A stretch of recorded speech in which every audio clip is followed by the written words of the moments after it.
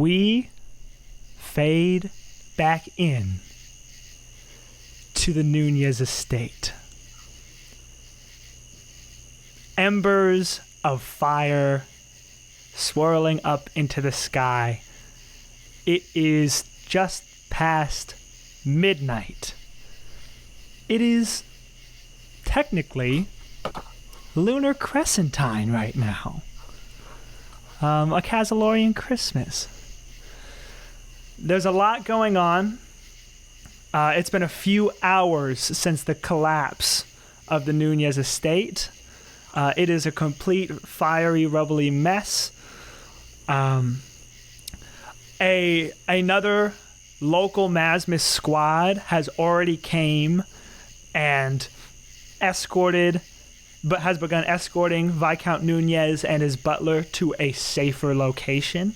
Can't just have him standing out in the open.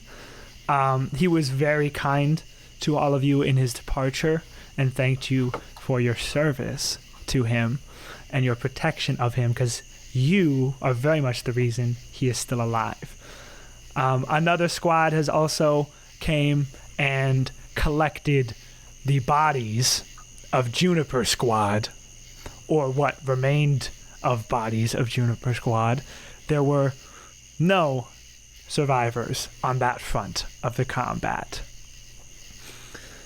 There are local Tephramount giants who are clearly like firefighters of some degree.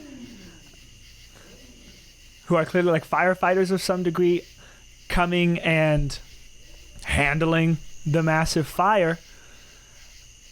And what is everybody doing right now? Let's start with Winnie.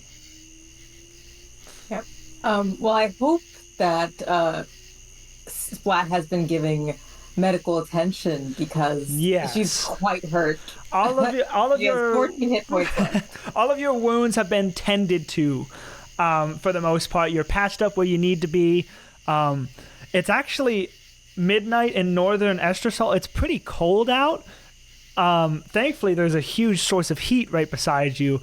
A lot of you have actually blankets on, though, because it is fairly chilly. Probably in like the 50s, which is probably the lowest you've ever felt in your whole life. Fairly chilly, but your wounds have been patched up by Splat, yes, in the hours after this combat.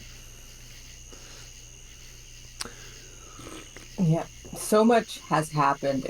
I think she's really trying to process what she just saw, because first of all, as soon as she saw Jeremiah get flung into those books and then the books collapse on top of him, she was like, that guy is dead.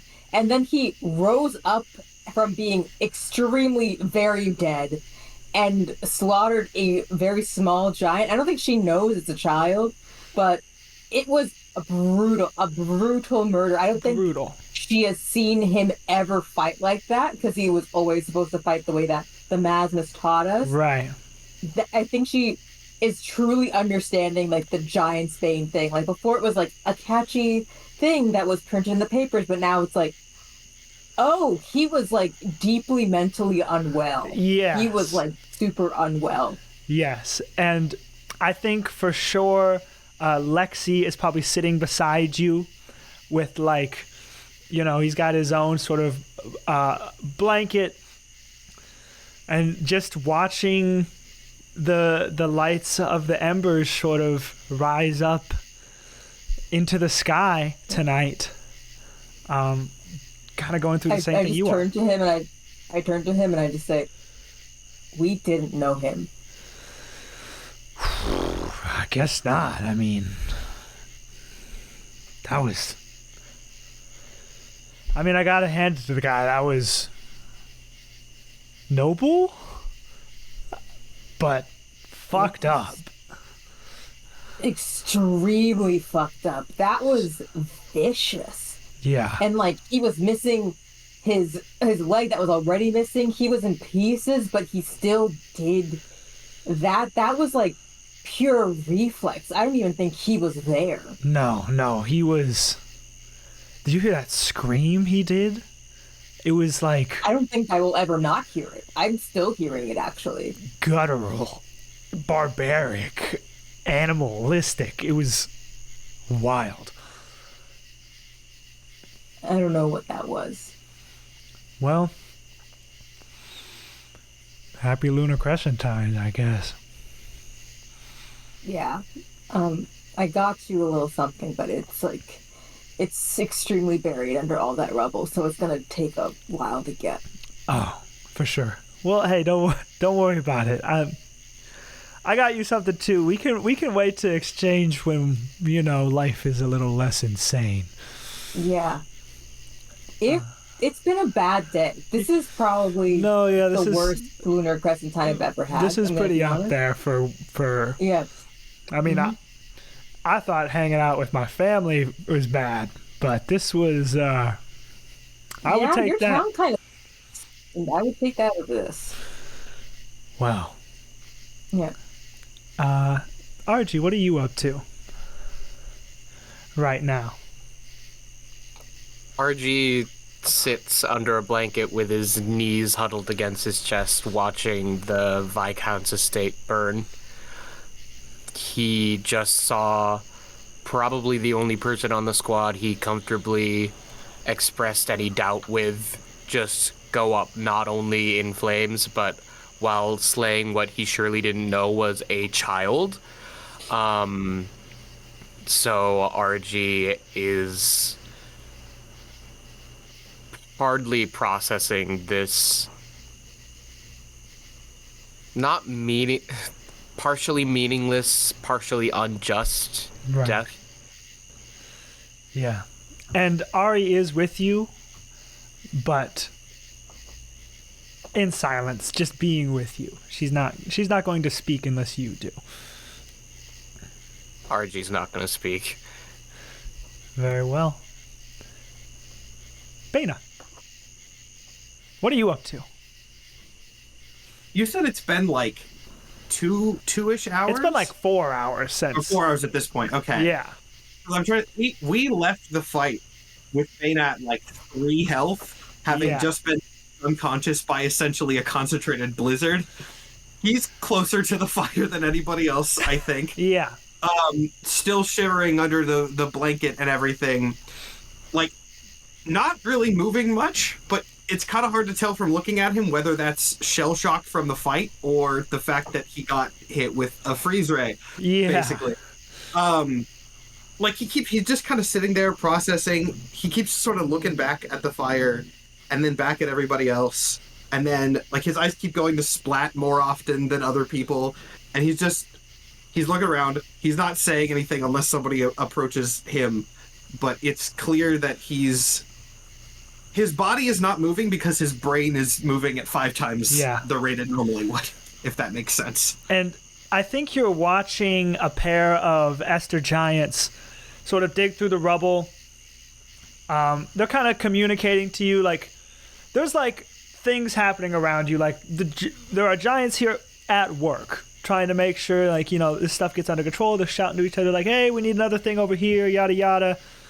One of the giants, per your request, is currently sifting through the sort of center mass of this main collapse and reaches in with gloved hands, like heat-resistant gloves, and pulls out a huge glowing crystal.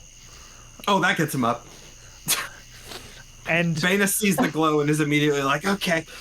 He kind of hobbles over to go and look at that up close. And he kind of steps out of the rubble and goes, all right, sir, where do you want this? Oh, that's an excellent question. Have I discussed, like, with Vera what the protocol for this is at all, or is this fully in... I mean, this is kind of new territory, but I will say all your horses are, like, you would know that because the Viscount is being moved to a new location, your mission is over. So you are preparing to leave and go home. Can I like Arcana check this now? Not even really looking for advanced details as much as looking to see if this thing is about to fucking explode. Yeah, give me an Arcana check. Yeah. Sure. Just a brief Arcana check. That's going to be a 14. 14. Yeah, not crazy for Bana, but worse. As this giant sort of carries this thing over towards you and like the horses, he's heading towards the wagons because he presumes that's probably where you want it.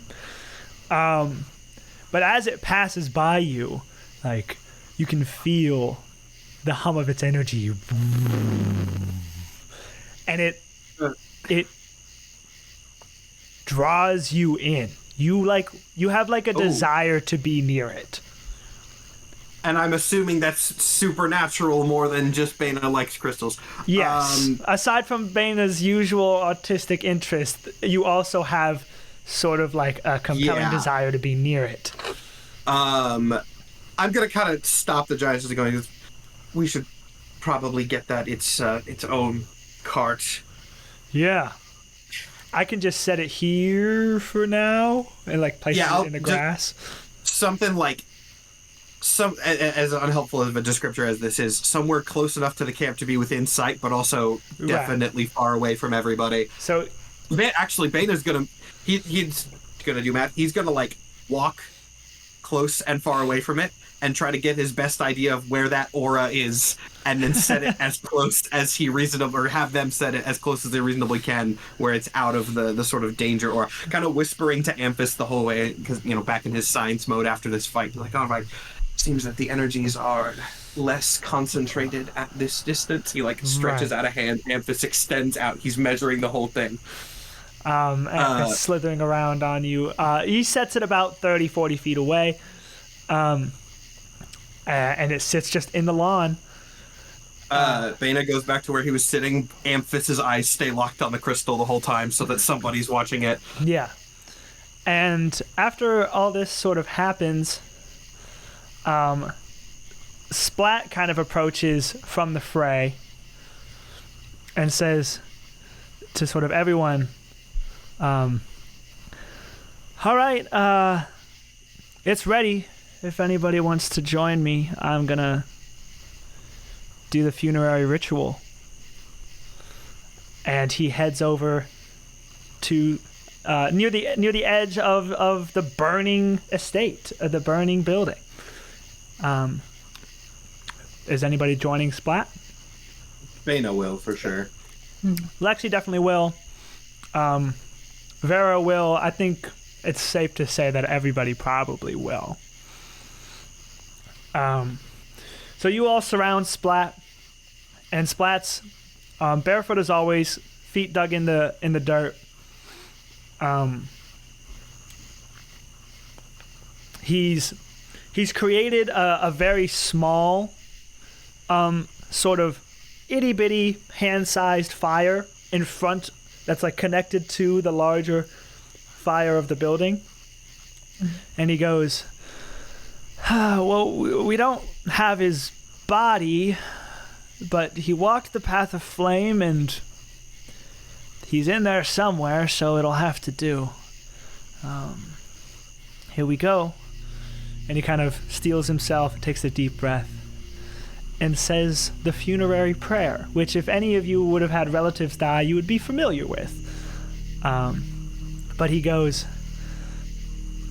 Mother Nature, this body before you has served its purpose. It beheld your beauty and witnessed your wrath. We ask you, the wild, to accept them back in your arms and help them find a new purpose.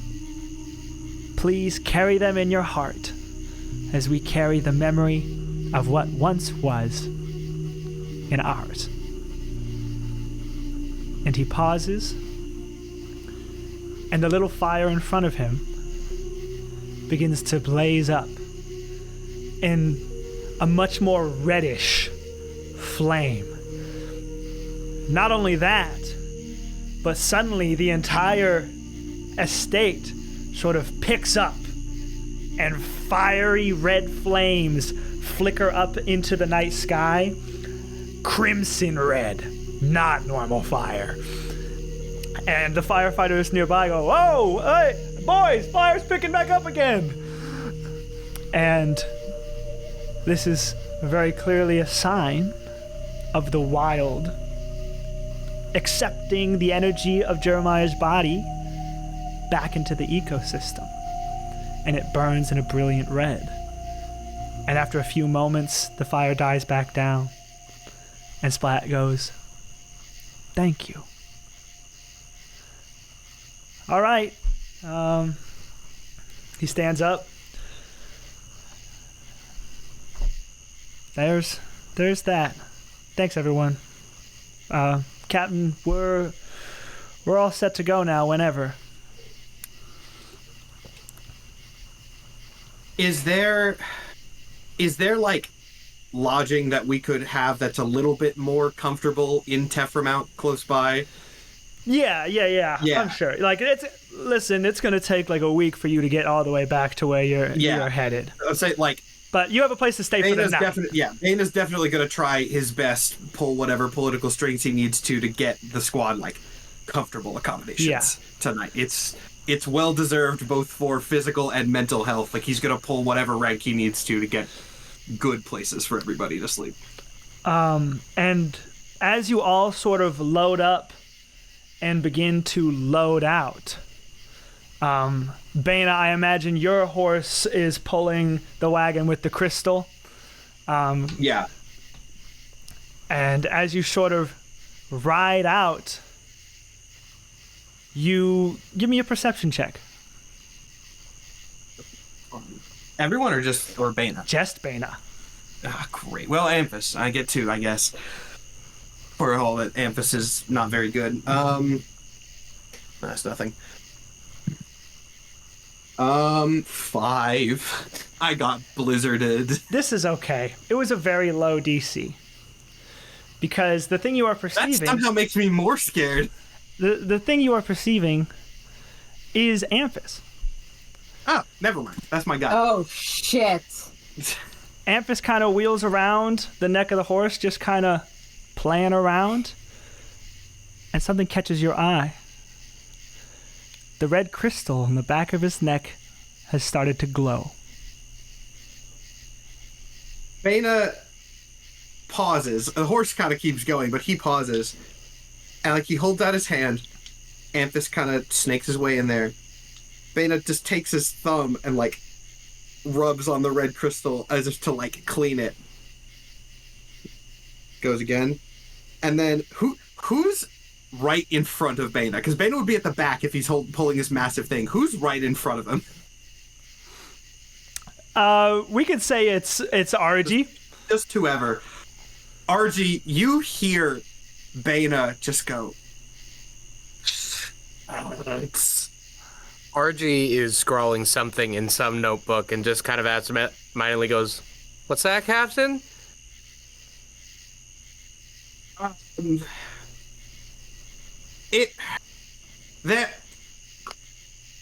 I'm not sure. Are you feeling well, Captain? Tell me, RG. He just kind of like holds up Amphis, just kind of dangling. Goes, "This is red. Yes, I don't have something in my eyes." Aye, Captain. It's red. Okay. Well, there's nothing we can do about that now. That's a problem for the morning, I suppose. About what, Captain? He pauses for like a solid 45 seconds that I won't role play out now, and then just goes, "Some time ago I was assigned a secret mission by Forget-Me-Not, and this is the activation code." Just says it straight up. He's tired. RG ducks his head back into whatever cart he's in, and whoever else's cart is like, "Okay, we need a squad meeting now."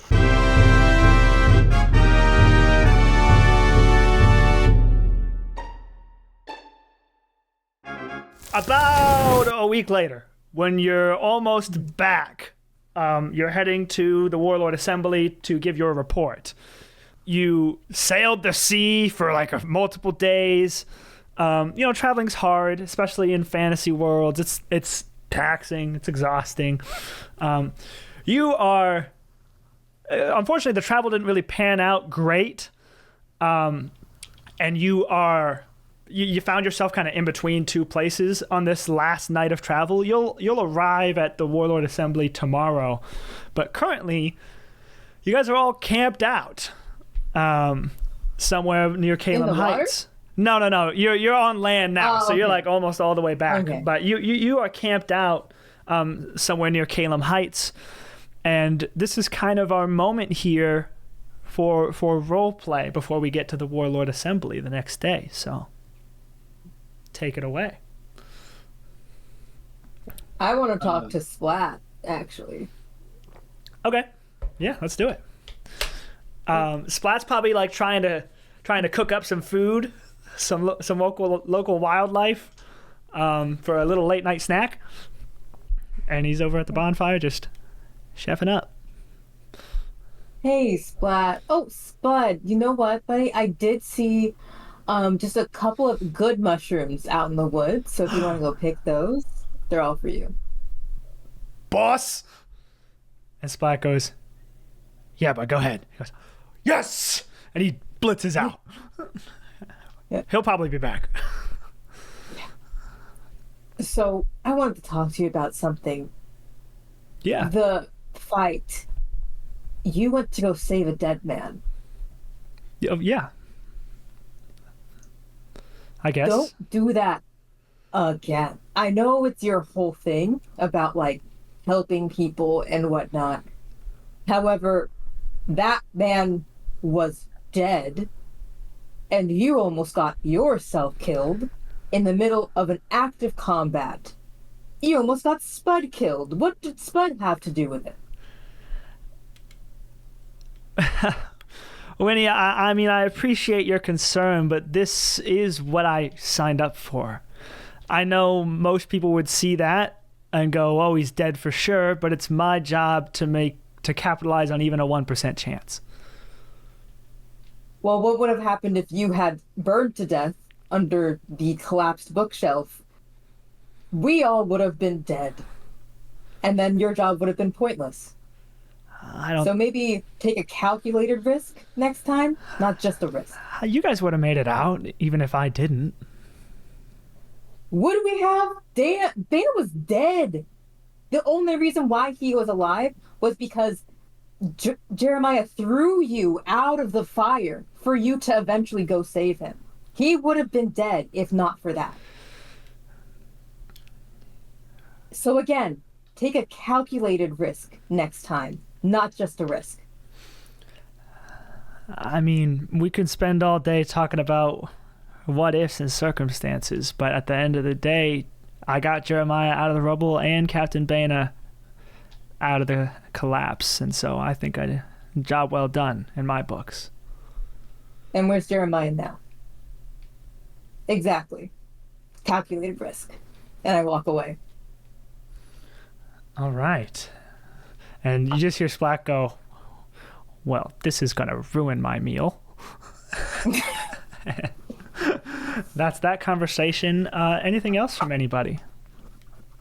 I want to have a conversation, a quick one, a not secret agency conversation with RG. Yeah. Actually. This is, you said like a week later? Yeah. Just about. Maybe like 6 days. Over the last week, like after the shell shock has sort of worn off, Baya somewhat weirdly has been in like, he seemed better mentally than you would expect, like better than before in some ways. And at some point, as people are, at their camp or whatever, if Baya sees RG just walking by doing whatever, he's gonna kind of hail him as, oh, RG, come here a moment. Very well, sir.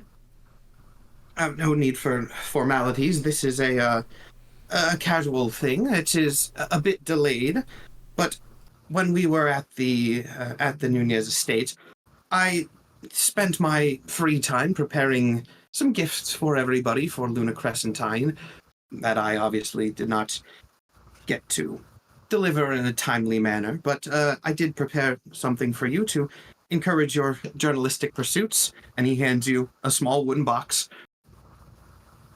Archie takes it and opens the box.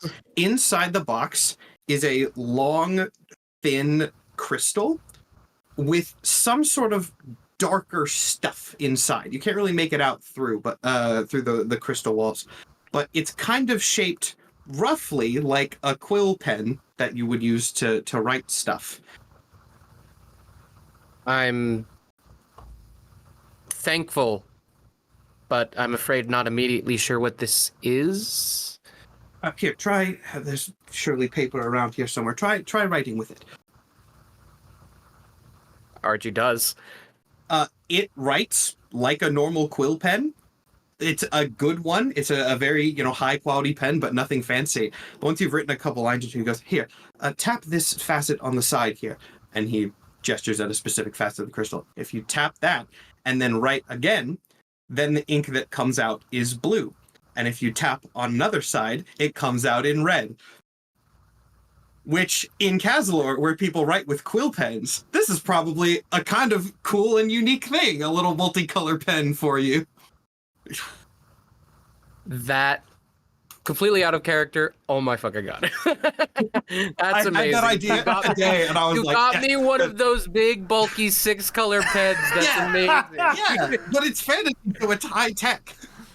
This is cutting edge. This is cutting edge. Archie smiles for probably the first time you've seen in a week. Thank you, Captain. This will be very, very useful and novel. Yes, I'm glad you like it. I hope it's of use to you. I'd like to ask something, and if it's too much, then please disregard. But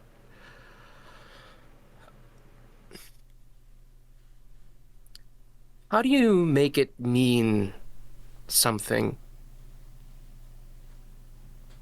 Make what? I'm afraid I'm not sure what you're referring to. The death of a comrade? One who died under means he surely would have disapproved of. I suppose I should have gathered that. In my experience, of which I unfortunately have, dare I say, more than most, you don't make it mean something. It will mean something, regardless. All you can do is make the best out of whatever that meaning ends up to be.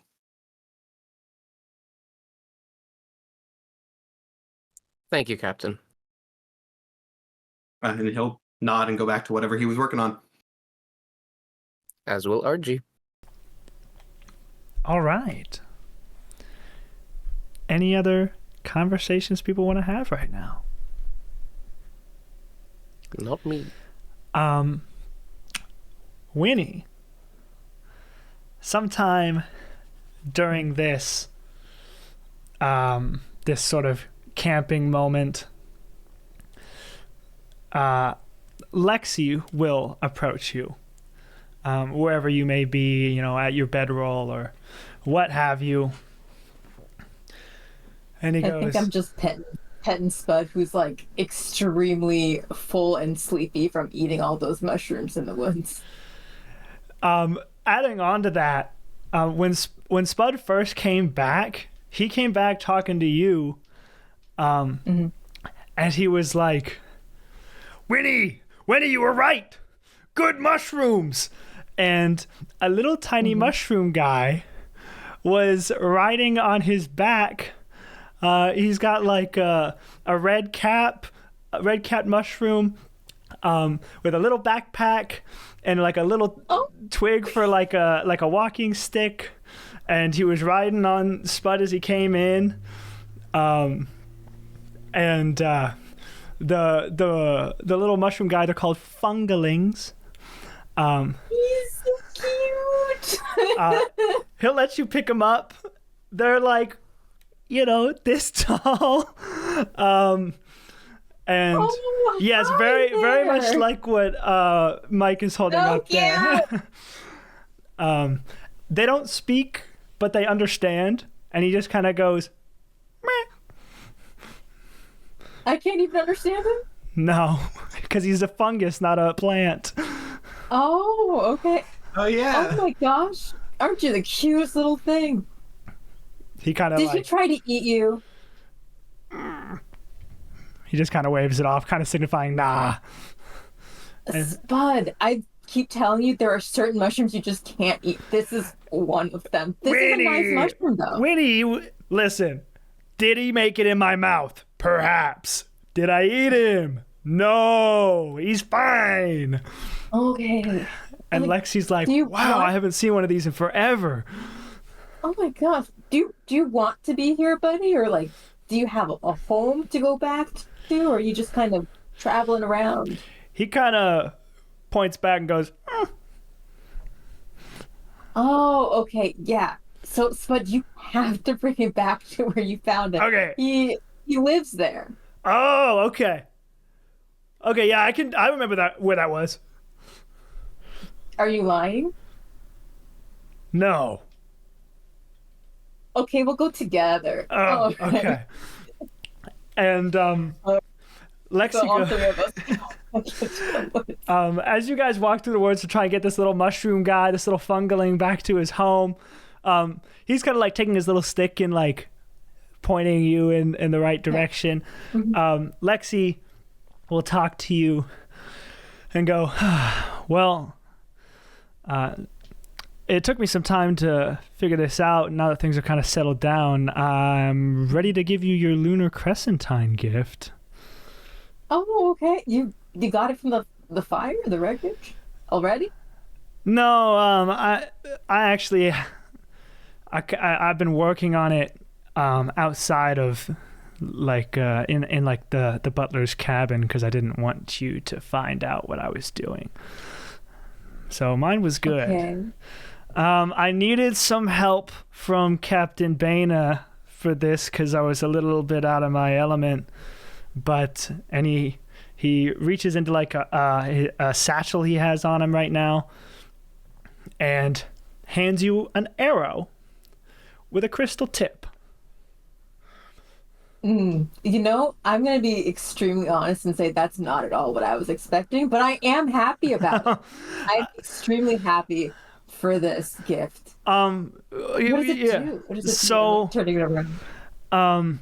it's what it's supposed to do is harness the power of the wild to blow a strong gust of wind on impact. So maybe if I'm out there being an idiot, you can blow me back to safety or something like that. Or, you know, what else you could use it for? They're normally really expensive, but as luck would have it, they're so expensive because one of the main ingredients is found only in northern Estrasol. So I managed to pull some strings and with Captain Baya's help get the right enchantment going. But yeah, I mean, it's only one because the only one I could get to work. But you've been working on it actually, like with Baya? Yeah, he helped out. I mean, I tried to do it by myself, but I almost blew the cabin down one time. So Hey, you know what? It happens. yeah, enchanting's hard. Yeah. And for game mechanics wise, you won't need this episode, but it'll basically cast a variation of the gust cantrip. It'll be a little bit more powerful than that. It'll blow people like 15 feet instead of 5, but that's what that arrow does, and you got one of them. Nice. Okay, so it won't kill someone; it'll just push them away. Yeah, and it'll do damage. But like not like, you know, one arrow won't kill somebody. You know what I mean? Usually. Okay. I hope I won't have to put this to good use. Don't do anything stupid. I mean, you know me. And please try not to do anything stupid. Always. Okay. Well, I can tell you what your gift is it's probably gonna get here after we have our war council thing or whatever. Yeah. Do you want to be surprised? You want me to tell you? Whatever you want. I'm just happy you got me anything. Why wouldn't I get you again? I don't know. I don't ever talk about like things that I want or anything. So I just I'm really hard to get gifts for. I feel like. Oh, I hope you will eventually like this gift. I'll just tell you what it is. So I also was working with Bana. He's a really good secret keeper. I didn't realize that. He's really good with this. Interesting. Yeah. He just doesn't think to tell people. Like, I know you miss having like your melee weapon and hitting things up close. So we worked together and made you a long distance melee weapon. Oh. It's gonna be like this sort of boomerang-esque thing that you can like throw it. It's heavy like a sword, but you can throw it from range. Wow. And not get squished. How did you know I was the top player on my village's boomerang team? You know what? It just made sense for kind of who you are, if I'm being honest. Wow, what does that say about me? Yeah, I guess you would have seen that when we visited my village. Somebody probably told you. Was it Darren? It wasn't there, and I just pay attention to you. Well, I'm excited to see it. Thank you, Winnie. Yeah. You're welcome. And at this point, you kind of arrive at a little bit of a clearing, and the mushroom guy goes, "Meh," and jumps off your hand onto the ground and kind of waddles in. And then a bunch of other smaller and various different types of little mushroom people come out. And I'll go, "Meh, meh, meh, meh, meh, meh, meh," and like greet each other. They come out from like... Did you take the elder of this village? No, he wanted a ride. I don't think that's true based on the information you initially presented him with, so... All of the little mushrooms kind of come up to Spud and like pat him on the side and just beep, beep, beep, beep, like give him like a group belly rub. And you see they come out of actually like burrows from beneath like trees. So they live primarily sort of underground. And after that, they all kind of return, except the one that came up with you looks up and just goes, "Meh, meh," and waves and heads back into his little hole. Goodbye, little mushroom man. Oh, it was so cute. Adorable. So cute. Absolutely adorable. I want one as a pet, but that is problematic. No, they're like a little bit too sentient. A little bit, just a little bit too sentient. No offense, Spud. Yeah, but Spud chooses to be here. Yeah, I love it here. Yeah. and we gotta get you like some sort of vest so you're not so like flammable. Yeah, that fire business was not fun. Yeah, I didn't realize that would be so much of a problem. I wasn't really expecting that. Oh, me neither. But you know, when things get hot, we get ready. And we handle business. And it all turned out all right. Yeah. Are you missing any scratches in your fur? I can fix you. Nah. You see, like, some of his vines do have, like, sometimes plants can, like, scar. But they're kind of already healing over. He seems to have some level of sort of like regeneration to his body because he is a plant at the end of the day. They're a little bit better with healing wounds than we are. Okay. That's good. All right, we can head back into camp. All right. And you all head back into camp. And if nobody has any more role play stuff, then you guys will arrive at the Warlord Assembly to sort of give your report. Now, notably, we have passed over into the new year. It is 2:36 AA. As we pass over into the new year, a week after Christmas, lunar crescentine, and so we're gonna. Here's how we're gonna do this. You have to give your report to the Warlord Assembly. Whatever you tell the Warlord Assembly, Su Young will also hear. So this is like the moment where I'm going to ask you, like, how much of the story do you tell the Warlord Assembly? And that's probably majority up to Bana, but, you know, open group discussion here. I think the elephant in the room, to use that phrase again, is what we're going to say about Jeremiah. Do we want to cover that as a collective first or last? I mean, like, there's not truly too much to tell. He died. I think the line is how... I think you guys were debating whether or not to say he killed a child or not. Like, he undeniably died and murdered a giant. Yes, what do we want to say about the giant that he killed? And also, two, how much are we comfortable characterizing his actions in a way that will be spun as him being a war hero? How much would he want that? Well, from RG's perspective, and we can say you guys talked about this like, on the way back. Yeah, this is the player discussion of is not what we're saying. The way Jeremiah died, fine to keep in. Heroic last stand, absolutely fine to keep in. Mentioning the giant was a child, not sure about that detail. Maybe that... Important question. Would Bana even know that yet? Because unless somebody told him, he does not know. I think isn't it only RG and Ari that speak giant? RG, in theory, Vera. Ari and Vera all speak. Vera would have definitely told you at least. Vera would have told me. I mean, that's what I was more asking. Yeah, I don't think that's something that necessarily needs to be openly said. Because there's, you know, there could be that is not necessarily the most ethical thing, but there could be a propaganda argument of our enemies are conscripting child soldiers, but then we're kind of also doing that. So maybe don't. Let's not throw stones in glass states. Yeah. So that'll stay under the rug. Super comfortable.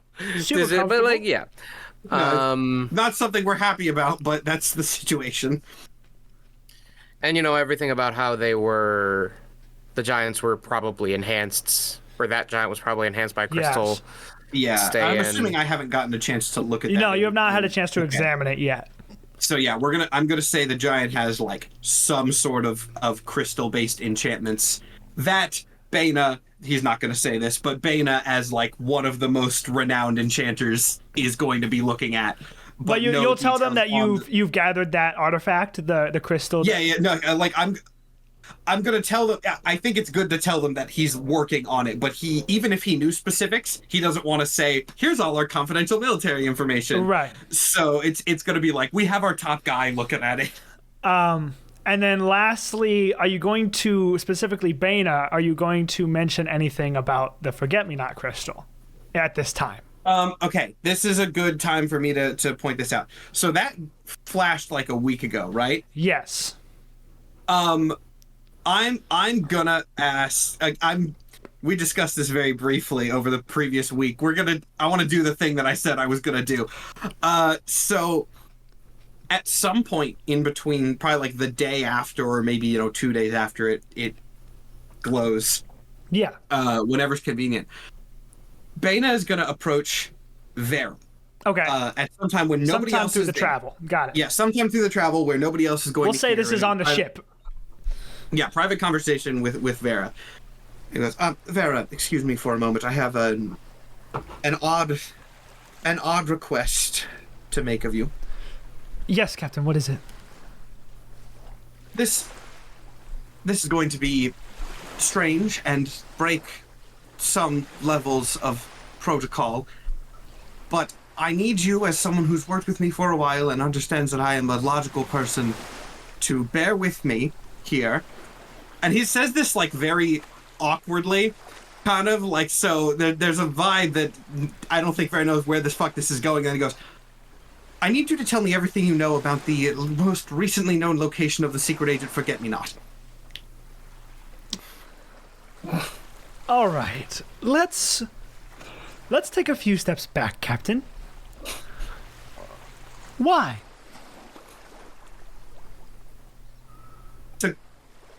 Yes, that would be the natural follow-up, wouldn't it? Can you answer first? No. No, I don't think I Right. can. That would also make sense. Many years ago, at this point, which I'm realizing after saying out loud is also not a good Yeah, not a great start. this story, I was approached by Forget-Me-Not and given a let's call it a beacon of sorts, and Amphis is gonna curl down his arm and show. I guess, is the crystal still glowing? I would assume it is. Yes, once Yeah. it starts, it has not stopped. Yeah, and he's gonna show the glowing red crystal. He goes, I don't know how much attention you pay to the arsenal of the people in your squad, but you have excellent eyesight. You might have noticed that this is a different crystal. This was given to me, and I was told that when it lit up, that would indicate that Forget-Me-Not was in some sort of admittedly vaguely disclosed danger that would need to be handled by myself. Vera leans against the railing of the ship. And this extremely crucial information you're deciding to tell me now. Given that this was... I'll put it this way, Vera. Would you have believed it 2 years ago more than you do now? I don't even know if I believe it now. Why would Forget-Me-Not give it to you? They have no allies. They receive orders from the Warlord Assembly and nobody else. See, I had the same question, which unfortunately was never given a definitive answer. I originally was inclined... Do you remember, several years back, at the tryouts, I rushed off with no warning, and just, I believe I gave you some intentionally lazy excuse about where I was gone, and then we moved on from it. Do you remember that? It was probably quite rude. It rings a bell. That when I left, it was because Amphis, who, as you know, rarely ever leaves my side, was drawn to some sort of signal of some sort, and when I reached that signal by following Amphis, Forget-Me-Not was there. As much as I remember the details of which you're familiar with how that whole situation works, Amphis trusted this mysterious figure implicitly, which I've never seen before in all my years, which gave me cause to trust. And then, after receiving the crystal, I was told that Forget-Me-Not chose me for this information because, and I quote, they knew I would do something about it if given the opportunity. It wouldn't have to go through bureaucracy or nonsense. I would act on this, which is clearly the case. You can kind of tell from his voice, like, he knows this sounds fucking incredibly bad, but he's just telling the truth here. And Vera will insight you. Yep, that makes sense. I'm not lying. You have to do like No, a you don't have persuasion to. You don't have to roll anything. Vera believes you, Thank God. and Vera goes. So, regardless of what Forget-Me-Not thinks, you do not hold any power over the decisions of the Warlord Assembly. If we were to go on some sort of excursion, it would have to get approved by the Warlord Assembly. In order for me to have your back on this, I need more information. I need to know why Forget-Me-Not might trust you. Which means we need to gather information on the most unknown person in the wild.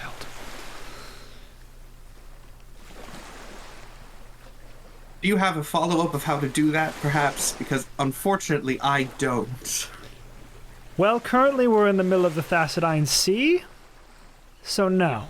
But there may be some files I could dig through once we get back. Right. I will, of course, provide any assistance that I can. I know you're a higher rank than me, which will likely make you more suited to that sort of information, but it goes without saying, any assistance I can provide will be done. Because I've inspected the crystal thoroughly. For the record, it has no locational data embedded in it or anything of the sort. I assume that I did that. yeah, and what you will notice about the crystal is that it is somewhat directional. It is somewhat of a compass. Oh, it is. Okay. In a sense. But where you're at in the Thassadine Sea, when you hold the crystal, like it's like a round crystal, and the light is smaller inside. And the light will always be on the eastern side of the crystal, pointing directly towards Atraria. Not the most helpful, but okay. But that I will communicate that information as well. No matter which way you turn it, crystal's always facing, or the light in the crystal is always facing that direction. But yeah, Vera goes, yes, you've mentioned that Forget-Me-Not makes you uneasy, and I doubt we're dealing with some sort of greater rebellion here, but I still would be interested in knowing why they trust you in specific. That fact is very interesting. Oh, believe me, I'm well aware of that. I don't get out much to be trusted with things like this. Very well. We'll look into it when we get back. All right. Flashback forward to the Warlord Assembly. Do you tell the Warlord Assembly anything about this? I think as a given, no new information has come of this. No. This is a question that I'll sort of ask you out of character because you're going to know the practicality of the situation. Like, would it be practical for Bana to be able to get a look at the giant Atrarian crystal first before talking about, like, even if that has to happen after this? He kind of wants to handle one thing at a time, and that's like very imminent weird magic. What do you want to do? I would like to be able to investigate the Atrarian crystal before I tell the Warlord Assembly about the Forget-Me-Not situation. Yeah. Not okay. Yeah, and again, if that means we don't tell them in this meeting, yeah, that would fine. mean you haven't had time to do that yet. Yeah. That's what I was clarifying. If I haven't gotten the chance to look at that crystal yet, I'm not going to tell them in this meeting. I'm not going to like explicitly hide it from them, but again, he wants to check sort of one thing at a time, make sure that weird crystal isn't causing any weird resonance or whatever. For sure. So in that case, you don't. So just to be clear here, we're not speaking of the child, but we're speaking of everything else. And we're not speaking of the Forget-Me-Not crystal, but we're speaking of everything else. Yeah. The way Bana sees it, the Forget-Me-Not crystal is likely a separate issue. This is the report on the Nunez operation. Anything else can come after that. But yeah, unless anyone else has any objections on that plan, that's what's being said. Yeah, I don't know what would be relevant information that like Winnie would even really know. Like, it's telling them what happened. It was a sham. It was a setup. Yeah. Somebody died on our side, and that Juniper squad was completely wiped out. Yeah. Okay. So you say all this to the Warlord Assembly. Again, there's like a dozen or more of them here, giants and humans alike. I'm not going to name all of them. But they all sort of start discussing after you say this, and one of them speaks up and goes, well, I must say it's a good thing that the whole Jeremiah situation has kind of gotten out of our hair. It's probably the best ending we could have hoped for that whole thing. Yes, I quite agree. Fantastic night, terrible press. And another one speaks up and goes, this enhanced giant you speak of, brings quite a concern, as while you were gone in Tephramount, the city of Loneshire came under attack by something similar. Thankfully, we had already evacuated them due to concerns of an attack, so no civilians were killed. But the city of Loneshire was completely destroyed, and reports say that it was another giant with a crystal in its back. Bane is gonna raise a hand or whatever signal to say as a question. Yes. Might I ask, what sort of powers did this crystal-wielding giant display? Was it ice-based like the one we encountered, or was it using some sort of different ability? No, the giant was gifted. It had some sort of sonic ability that every single body we pulled out of there had their eardrums exploded. Oh my god. No further questions, at the moment at least. At this time, Su Young, you are now permitted to write about the mission that has taken place. The mission is now completed. Captain Bana, I would also like to express some concern.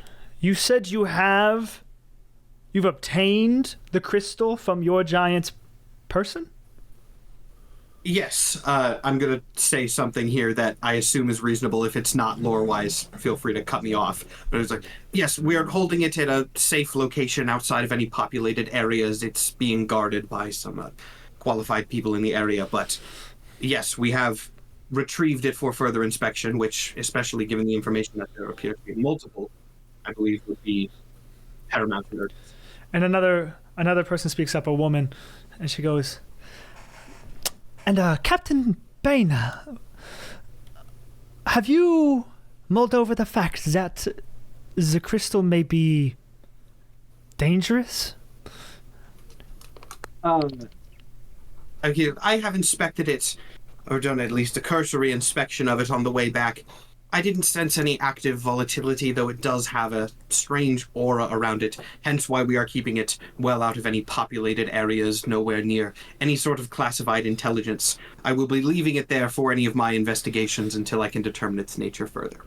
Which, again, I don't know where that would be lore-wise, but, like, he is going to make an effort to keep it somewhere distant. Well, we would love for you to investigate this crystal that is very important to us. Most importantly, we would love to be able to see if somehow Cazilor can capture this power for ourselves. If our enemies truly have this new weapon, things may get one-sided very quickly. That said, I am still very concerned for the well-being of the population. Who amongst your squad came close to the crystal's proximity? He's going to think about it for a second, and I mean, everyone was at least in the room aside from Su Young. And while traveling, it would have been all of you as well. Yeah, fair enough. Yes, everyone was. Again, there was an effort made to keep people out of the immediate vicinity of the crystal, but during the fight itself, when its power was being most actively displayed, we were all exposed to it at most 100 feet. Concerning indeed. I would motion is not lost on me. I would motion to the assembly that we have headliner squad quarantine until it is extremely clear what this crystal is capable of. From my analysis, that seems like a reasonable course of action. Headliners, this will be your break off. We will allocate the necessary resources for Captain Bennett to do any research required on the crystal. We will section off a portion of the Masmus Training Academy for any endeavors you may need. And what do you think would be an ample amount of time? Let's say, what do you think, about a month? Like, reasonably, Beta's gonna be like, well, there's really no saying how long it could take to do an investigate, and then before Vera jumps in, somebody is like, a month is fine. Yeah. He's like, there's no rushing the course of scientific research. It could be years before we fully understand. A month is fine. A 2 month. months. 2 months. 2 months. Roll persuasion. Can I have advantage? I'm going to say, I'll literally do one the of our help team action for died. more.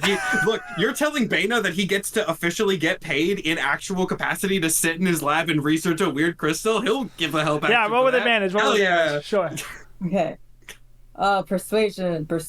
That's okay.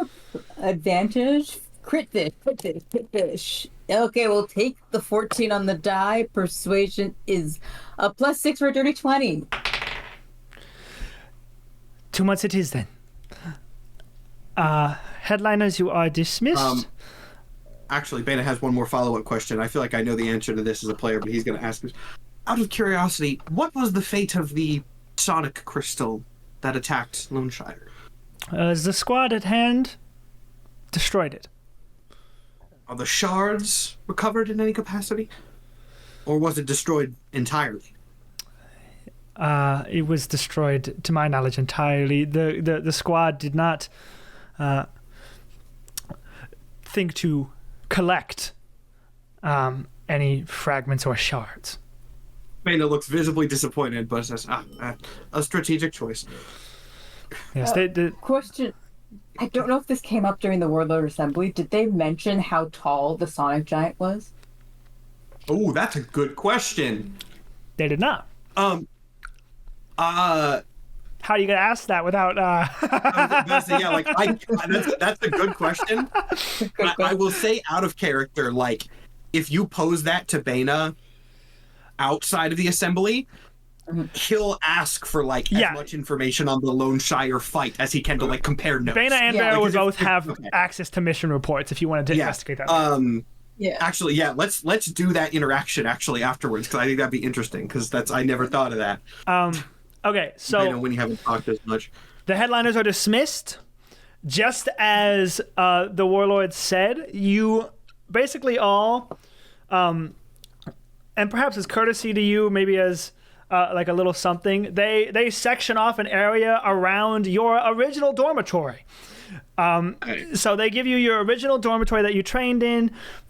It's also one of the dorm rooms, because there's only like 6 of you. One of the dorm rooms has been turned into like a laboratory for Bana. And the other one is for sleeping, and then there's obviously still the common area and everything. And this is sort of like your quarantine section.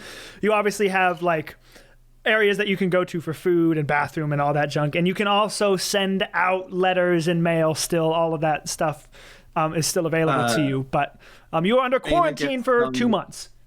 Bana gets some carrier from the government or whatever to get stuff from his lab in Demeta, like his better gear. Yeah. He's like, all right, the door has several crystals on the outside. To gain access, you're going to need them to hit them in this order. Touch red, green, blue, blue, orange, green, red, blue, purple, red, green, orange. Yeah, sure. Can you you lost me a green. I'll write it down. Okay. And that all gets set up. And I think, because I'm going to do very little editing in this episode, we're about an hour and a half in on my recording. So we can take our break. And we are back. Hey! If you made it this far in the series, we greatly appreciate you. Now we can finally announce 2 major things that we've been hyping up for a long time. Number 1 is the Tales from Cazilor D&D sourcebook is officially available now after like a year and a half of work. It's available for beta, for digital download at nathanapollo.com. We've already gotten some great feedback for a numerous amount of typos and grammar issues, which is exactly what we need right now. So if you've enjoyed this campaign, you want to run one of your own, it's got world lore, stat blocks, the pyro we just faced, that stat block is in the document, as well as many others that we might not face, are all in there. Critters, sea monsters, giants, you name it, as well as so much world lore. And of course, it's a map. 80 pages long as it stands, and it's going to get expanded. And if you buy it now, you'll get all future digital versions for free, and you should do that because when the book is done, it's going to get more expensive. to mention this whenever we do it too. It's digital only right now. Physical is going to happen at some point, but obviously we need all like the playtesting feedback and all the expansions done because we can't just send you email updates to a physical book. So physical is going to happen, but we have to make sure it's like done first. Yeah. So get it now for like early access, essentially. Yes. And another thing that we're announcing is that there is now, should be, if you're watching this on YouTube, for sure, character-specific merch available at a different link, not nathanapollo.com. The usual merch store. The usual merch store. D&Dorks. The link's been missing from the YouTube because we haven't had anything available, but it'll be put back in the description of the YouTube video, and I'm sure there's a link going through chat right now of character-specific merch. So if you want to support specific characters or the show, all the player characters, all the NPCs, there's Scritori Sibling stuff with both of them. We have the tavern scene, the classic one with L, the spread being happy after training. We got shirts, hoodies, mugs, stickers, whole gigantic set, biggest merch store update we've ever had. And that is also available now. And as always, we do an after show after this where we record things. Me and Matt actually, this next week, are going to record an exclusive special that's Patreon only. There's a post on the Patreon for all of our subscribers, if you didn't know, where we are opening up to questions about specifically making the Cazilor source book, or questions about the Cazilor source book to many different degrees. And so we're going to be filming that and uploading that to the Patreon this week. That is Patreon exclusive. And of course, Backstage is Patreon exclusive as always. If you're watching this episode on Patreon, then the form to submit questions for the making of the book thing should still be open because we're going to probably record it next Wednesday. And if you're watching this on YouTube, subscribe to our Patreon so you can ask questions for the next thing. Yeah, for the next exclusive thing we do. And I think that's all of our announcements. I believe it is. Lots of good stuff today, but it is the halfway point, so that makes sense. All right. So, forgot to do this before the break, but Soo Young has to write his article for the Daily Scrits, so we got to do another headliners roll. Now, for those of you who aren't familiar, since we've already done this once before, I'll just briefly go over it again.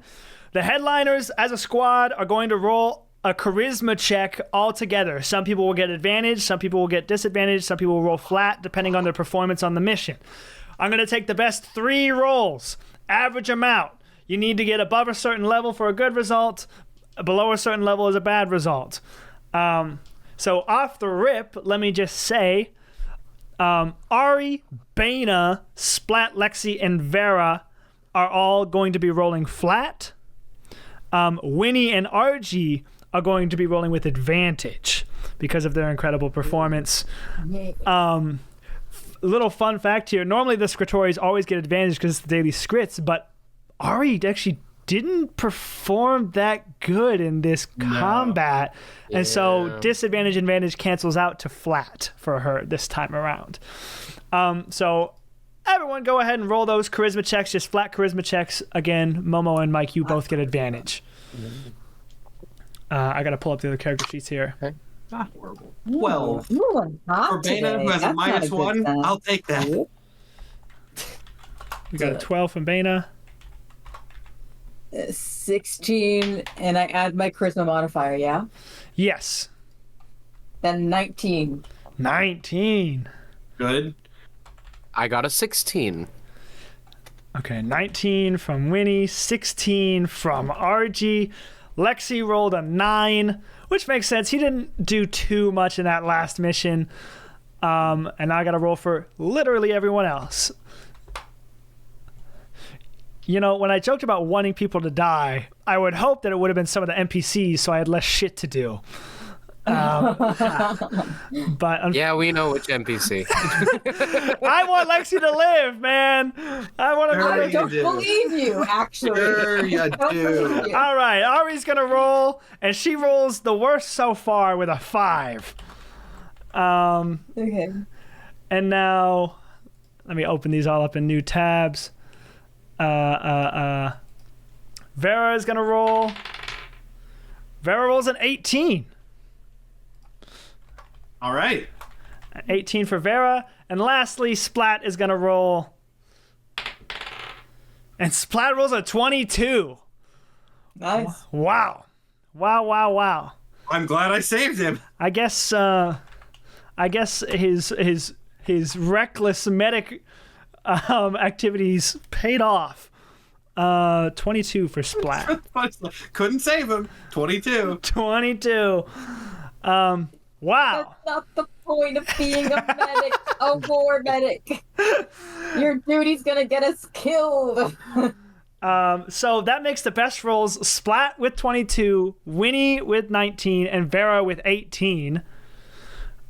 Divide that by 3 for an average of 19.6, which I will round up again to a dirty 20 headliners roll. The second dirty 20 headliners roll in a row. It's in the name, baby. It's in the name. So, here's what society thinks of the headliners. All right? People think the headliners are unstoppable and are willing to go out in a blaze of glory for Cazilor's protection. There is huge talk of launching a counterattack, and everyone wants the headliners to lead it. Like, to put it in perspective, a squad of 24 died to those giants that the headliner squad handled. A squad of 24 all died, and the headliners handled it with only one casualty. Jeremiah's death is kind of being pitched as like he was a bad guy, but he died saving his comrades and protecting Cazilor. So, like, redemption, you know, it's a hot topic still. Like, he's still a controversial figure. But not the redemption and death trope. Not this. But yeah, I mean, a dirty 20. If you guys were popular before, like, you guys were popular and then you disappeared for 6 months, and everyone was like, when are we gonna hear about the headliners again? These guys are awesome. And you come back with the most insane fucking badass story about facing off against a superhuman giant. Oh my god, are we Cazilor's fucking Avengers? We're a 6-man squad that does what the big army things couldn't, and we just beat a fucking supervillain. That's how society is kind of seeing you. They are feeling less like they feel like the tides of the war, even with Lone Shy having been destroyed recently.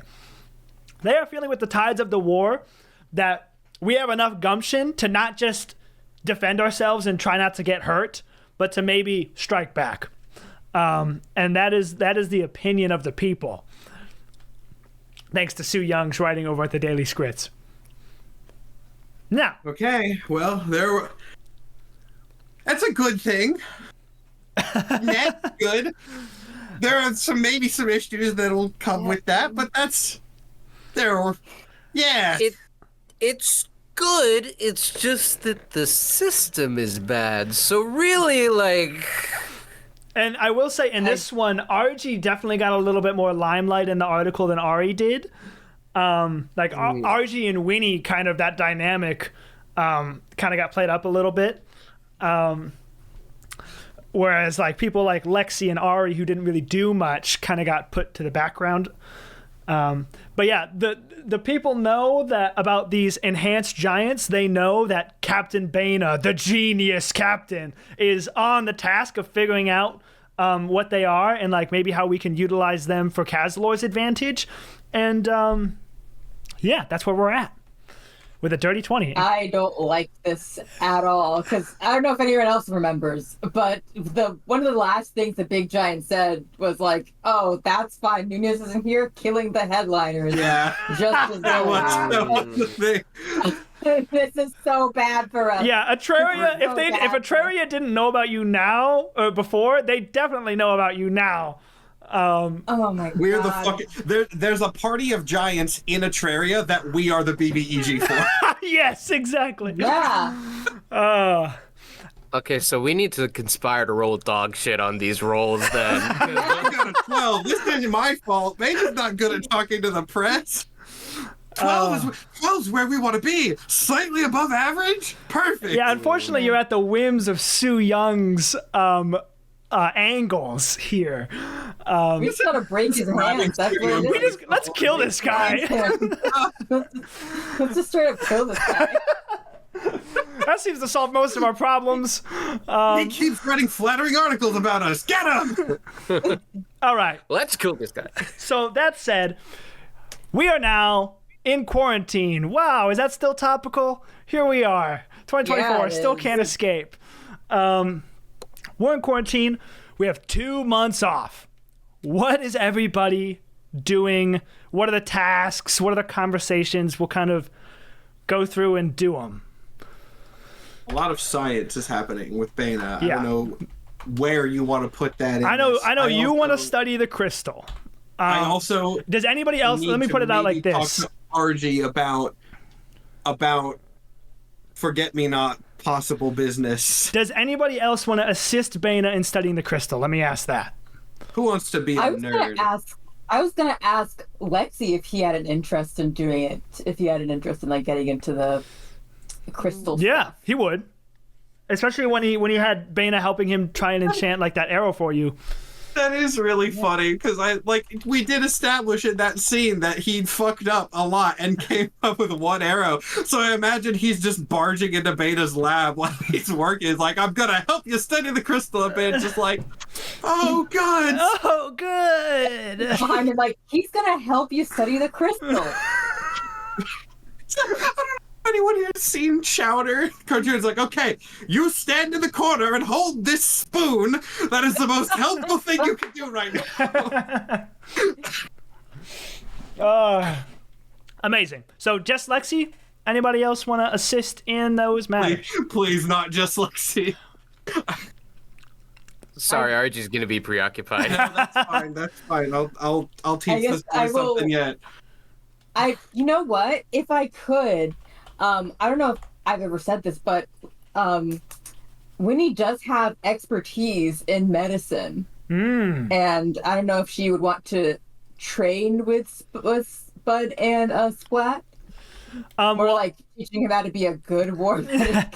I was just wondering, because Splat, out of everyone in the squad, probably knows the most about the magic of the wild specifically. If Bana would want Splat's opinion on things for the crystal. Oh yeah, well. definitely. Especially because like him and Splat are so much more chill now. Okay, so Splat will also help. So it's Bana, Lexi, and Splat on crystal duty. Incredible minds at work over there. And then yeah, we can have like a Splat x Winnie training session happening over this time. Mike's face said what I was. Yeah, it's on campus.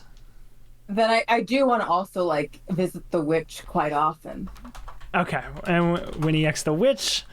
We'll see if we can get to every single request depending on how much time we have. No, it wouldn't have to. It could be like an off-screen thing. Oh, okay. For both of those? Drink me soup. Yeah. Okay, so you just so for the record, Splat and Winnie are going to be training on medic stuff. And Winnie is going to be revisiting the witch for some me soup. Yeah. Mike, I know you have some certain stuff you want to get up to, but mind telling me what it is for the audience? Yeah. So RG, from the point at which we get into quarantine, is almost exclusively in a room or in a workroom or what have you, writing. Initially drafts of a lot of emotional thoughts that he whittles down into something that is a publishable eulogy for Jeremiah. He sends a draft to his grandpa and awaits response. Cool. We can handle that right now. You send a draft of RG's eulogy for Jeremiah to Grandpa. I assume you're like asking like, hey, I wrote this. It'd be really dope if the Daily Scripts could print it. Sort of situation. Roll me a persuasion with disadvantage.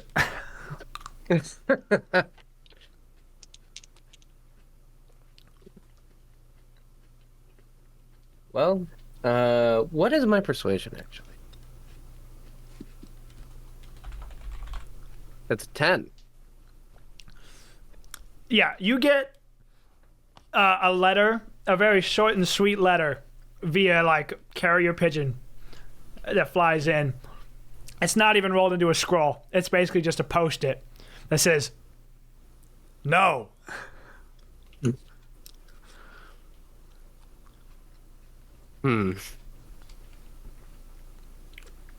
Well, RG immediately starts drafting a response. Dear Grandpa, since you won't say it, I will. I cannot publish this in the Daily Scripts because that would give you less power over me and my career. I am terribly sorry to say it, but I must sever our relationship as your stand-in soldier fantasy. With all due respect, I will be taking this piece to another publication. Please give the family my best.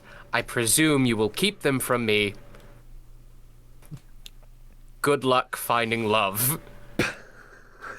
Sincerely, Argentum. Wow. So how many miles away does Grandpa reading that get heard from? So you send that out. Within a day, you get a response that's like a thick scroll. Do you even read it? Yeah, RG reads it. Grandpa lays into you. Just like, how could you do this to the family after everything I've done for you? You are a coward and a fool. I raised you to be smarter than this. I raised you to be better than this. I raised you to be who you were meant to be. I know what's best for you. I've always known what's best for you. Doing this is a spit in the face after everything I've done for you. And just goes on and on and on and on. Laying into you, basically. And he'll write in there like, if you publish an article with another paper, you're dead to me.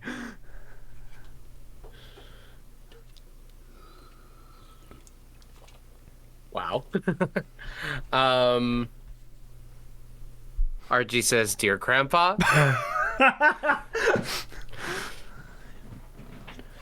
Thank you for the correspondence. I will connect you with a good personal editor. Your most convincing work is short.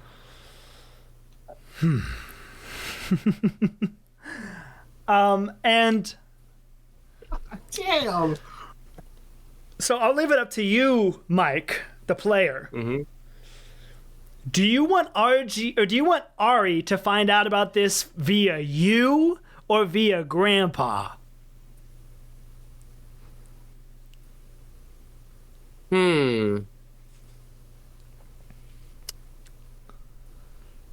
Huh. I had not considered that. Because Grandpa would write to Ari as well in the heat of this, but he has to wait for birds to fly. You don't. I mean, it was a day between the initial letter and his response. Yeah, at each which one would point have taken Ari about would a day. learn.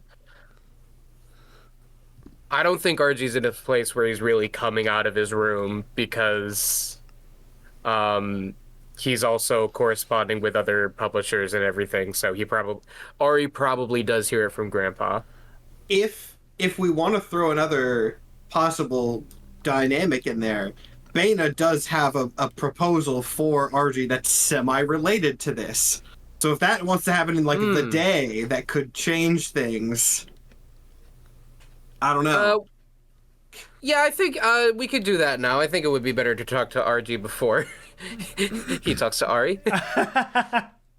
Okay. So okay. at some point, very early on in this quarantine, Bana approaches RG for a conversation. So a quick question for Nathan, and I assume this is the case, but I'm just going to ask it for the sake of asking. I assume Vera has not given or managed to dig up any pertinent information about Forget-Me-Not. At this time, no. At this time, no. Yeah, just like a couple days into the quarantine, fairly normal. There's a knock on your door. It's Bana. RG opens the door. He looks disheveled. It's not clear when the last time he bathed or combed his hair. He's been writing for a little bit. Some spores drifting through the sunlight in the room. Yeah. Captain? Oh, RJ, is this a good time? I have a somewhat sensitive proposal for you, but if this is, he kind of looks you up and down and goes, if this is not, it can wait a short time if necessary. Give me 10 minutes to gather myself and freshen up. Closes the door. And then 10 minutes later... Stands out there for 10 minutes. Fresher RG, having spent the first 10 minutes out of his room he's gotten in a few days, comes back to you. Okay. Bana's probably going to take you back to his like lab or office or whatever when there's nobody else there, and closes the door, kind of like make sure nobody else is around before he starts talking, which you haven't seen him do before. Mm-hmm. Do you remember some time ago at this point, I mentioned something that in my somewhat hypothermia state, something about a secret operation assigned to me by Forget-Me-Not? I do, sir. Yes, well, I believe that you should be informed of the details of this. And he's going to, for the sake of time in the episode, since I already kind of recapped it to Vera, I won't recap it again. But he tells you essentially, probably a little bit more composed since he said it within the last few years at this point. He kind of relays that story to you and then just pauses for your thoughts on it. Forgive me if this is dense, Captain, but I don't see how this relates to me specifically. Well, it relates to you specifically because, as your captain, I have noticed that you have certain talents and connections outside of what would typically be considered Masmus purview. You have a talent for journalistic endeavors, independent from your family. That's well earned by your skills alone. I have some concerns, given this operation. Concerns as to why I specifically would be contacted, independent of the Warlord Assembly and other governing bodies, etc., etc. It has caused me to consider the possibility of going outside normal conventions to find information on this matter. This is something that Vera and I have discussed within a limited capacity as well, but I believe you could provide some assistance. Yes, sure, I would be happy to. Do you have any leads in specific? Any where I should be looking first? I'll tell him about the crystal and the nature of that and how it works. Vera and I have the difficult task in front of us of discerning the nature of why Forget-Me-Not would contact me and by extension my squad before anyone else. Therefore, the question we may need to address before we get a location or anything else is, to put it simply, the identity of one of the most mysterious people in the entirety of the nation. As for leads on that specifically, well, this will be the beginning of an unfortunately longer process, but you have a talent for reporting and something of an investigative nature at that. Thought this would be a task that could both suit your talents and your interests. RG is giddily white-knuckling a notebook in his hands because his next few months have gone from one kind of isolation isolated its obsession to a completely different kind of more fun isolated obsession. Yep. So this is fantastic. This is why I was like, oh, we should have this interaction before, like right as you're having the split from Grandpa. I was like, oh, this is good. This is good for right here. Yes, sir. Admittedly, it'll probably be a bit harder to do that without being able to leave this location, but I'll see what I can do for now. There are always correspondences, and yes, and I I have some assume kind of that records I can check here. Given your family, you have various connections and such. Are there any within the building we're quarantined at, anywhere RG would be able to get to now? Would he be able to get his hands on any Masmus files or like? So that's what Vera is bringing. Vera is working on bringing as many files as she can find regarding the name Forget-Me-Not. And so that's what she's working on. You'll be able to that's like the biggest lead you have is digging through all those files when they eventually arrive. And I'll toss this out as well. I don't know if this is going to have as much use, but just to put it in, if there would be any reason why you would need any sort of like scientific or magical papers, Bana can definitely requisition those for research if you want to know about the nature of like any enchantments that could be related. He would be willing to be like, hey, I'm working on this crystal, give me everything you know about this topic, you know. Right. And if that's that, then RG has something to do for the next couple months. Yeah, Bana will nod and goes out. Do update me on your progress. If there's anything I can do to assist, please let me know immediately. I think it goes without saying this, at least in this stage, needs to be handled with a certain level of discretion, which of course I assume you know, but for the sake of saying it verbally. Of course, sir. My lips are sealed. And he's going to nod, and he's going to smile and goes, all right, I have full trust in your abilities. And then he leaves. So, just to be clear here, is it only Bana, Vera, and RG that know about this Forget-Me-Not situation? At this point, I think so. Not because Bana's actively keeping it hidden, but because he's, like... It's... He'll tell people if it's, like, a need-to-know thing. Everyone's gonna know eventually, but he doesn't want to, like, drop this massive bombshell until he has enough to say, you know? Right. In his eyes, he's like, if I say this with no information, that doesn't help. I want to be able to provide a plan of action. Right. Okay. So a little bit of secret investigation going on. Yeah. The next day, Ari comes knocking. Archie? Uh-oh. RG opens the door. Ari is holding a scroll that has Grandpa's handwriting. And she goes, what the fuck is this that Grandpa's writing me about? I came to him with a proposed piece, a eulogy for Jeremiah, and it's good work. And not only that, it gives him the war hero that he would have wanted, and it's a good story. It could give me a writing career after this.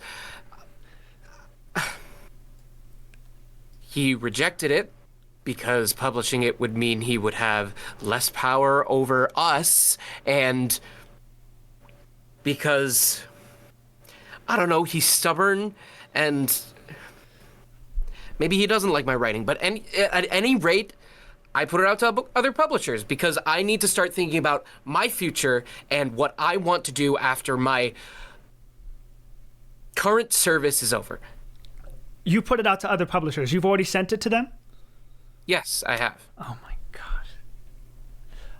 Audrey, did you ever consider maybe Grandpa doesn't want to publish a eulogy making a nefarious criminal a war hero because that's bad press?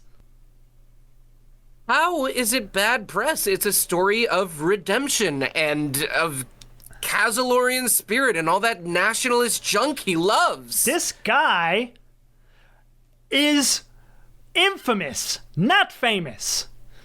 He is infamous. He is enjoyed by the masses because he goes against the grain. This is bad overall for the nation of Cazilor any more attention he gets. How is it bad for a nation in our state? And for the record, people who do grisly, terrible things in war are already heroes. Those are the stories we are publishing. I am playing the game by the rules, and I am being punished for it. Okay, even if that's true, RG, why go to another publisher? Because I'm not gonna stay here forever, Ari. I want to go into being a writer or being a diplomat or being, I don't know, a spy or something. Yeah, I random. know. But after everything Grandpa has done for us, this is like, you gotta see that this is how much of an insult it is. Everything Grandpa has done for us, everything that Grandpa has done to us, has driven us away from each other, made us miserable, and pigeonholed us into a life that we didn't get to pick. He did what he had to do. We are serving our nation. Everything he did had reason. Yeah, that reason was he wasn't able to get into the Masmus and lived with that feeling of insecurity. And now he's passed it down onto us and onto you. And you don't have to stay under his thumb, Ari. You can say no. I am not under anyone's thumb. Really? Yes. I'm here because I'm the best. Ari, you don't want to go down that road. Oh no, let's go down this road. I'm here because I am the best at what I do. That might have been true when we were coming in. Grandpa certainly thought it was true when we were coming in. But let's face facts. Since we've been in the Masnipness, I have outperformed you. I've taken down 2 giants in combat. Meanwhile, you're struggling to hit even 2 anchor shots. I mean, I'm not making it personal, Ari. I'm just reading the scoreboard. Fuck you. Yeah, I guess so. I mean, that's refreshing to hear you say. I mean, I've always kind of gotten it from your general demeanor and attitude, but it's nice to finally hear you say, fuck you. Yeah, and if you're gonna turn your back on the family like this, you're turning your back on me too. And you're gonna learn why my name is Aram and yours is Argentum. I have not turned my back on my family a single day in my life. You? I mean, would you call Cooper your brother? Were you turning your back on Cooper when you shunned him just like Grandpa?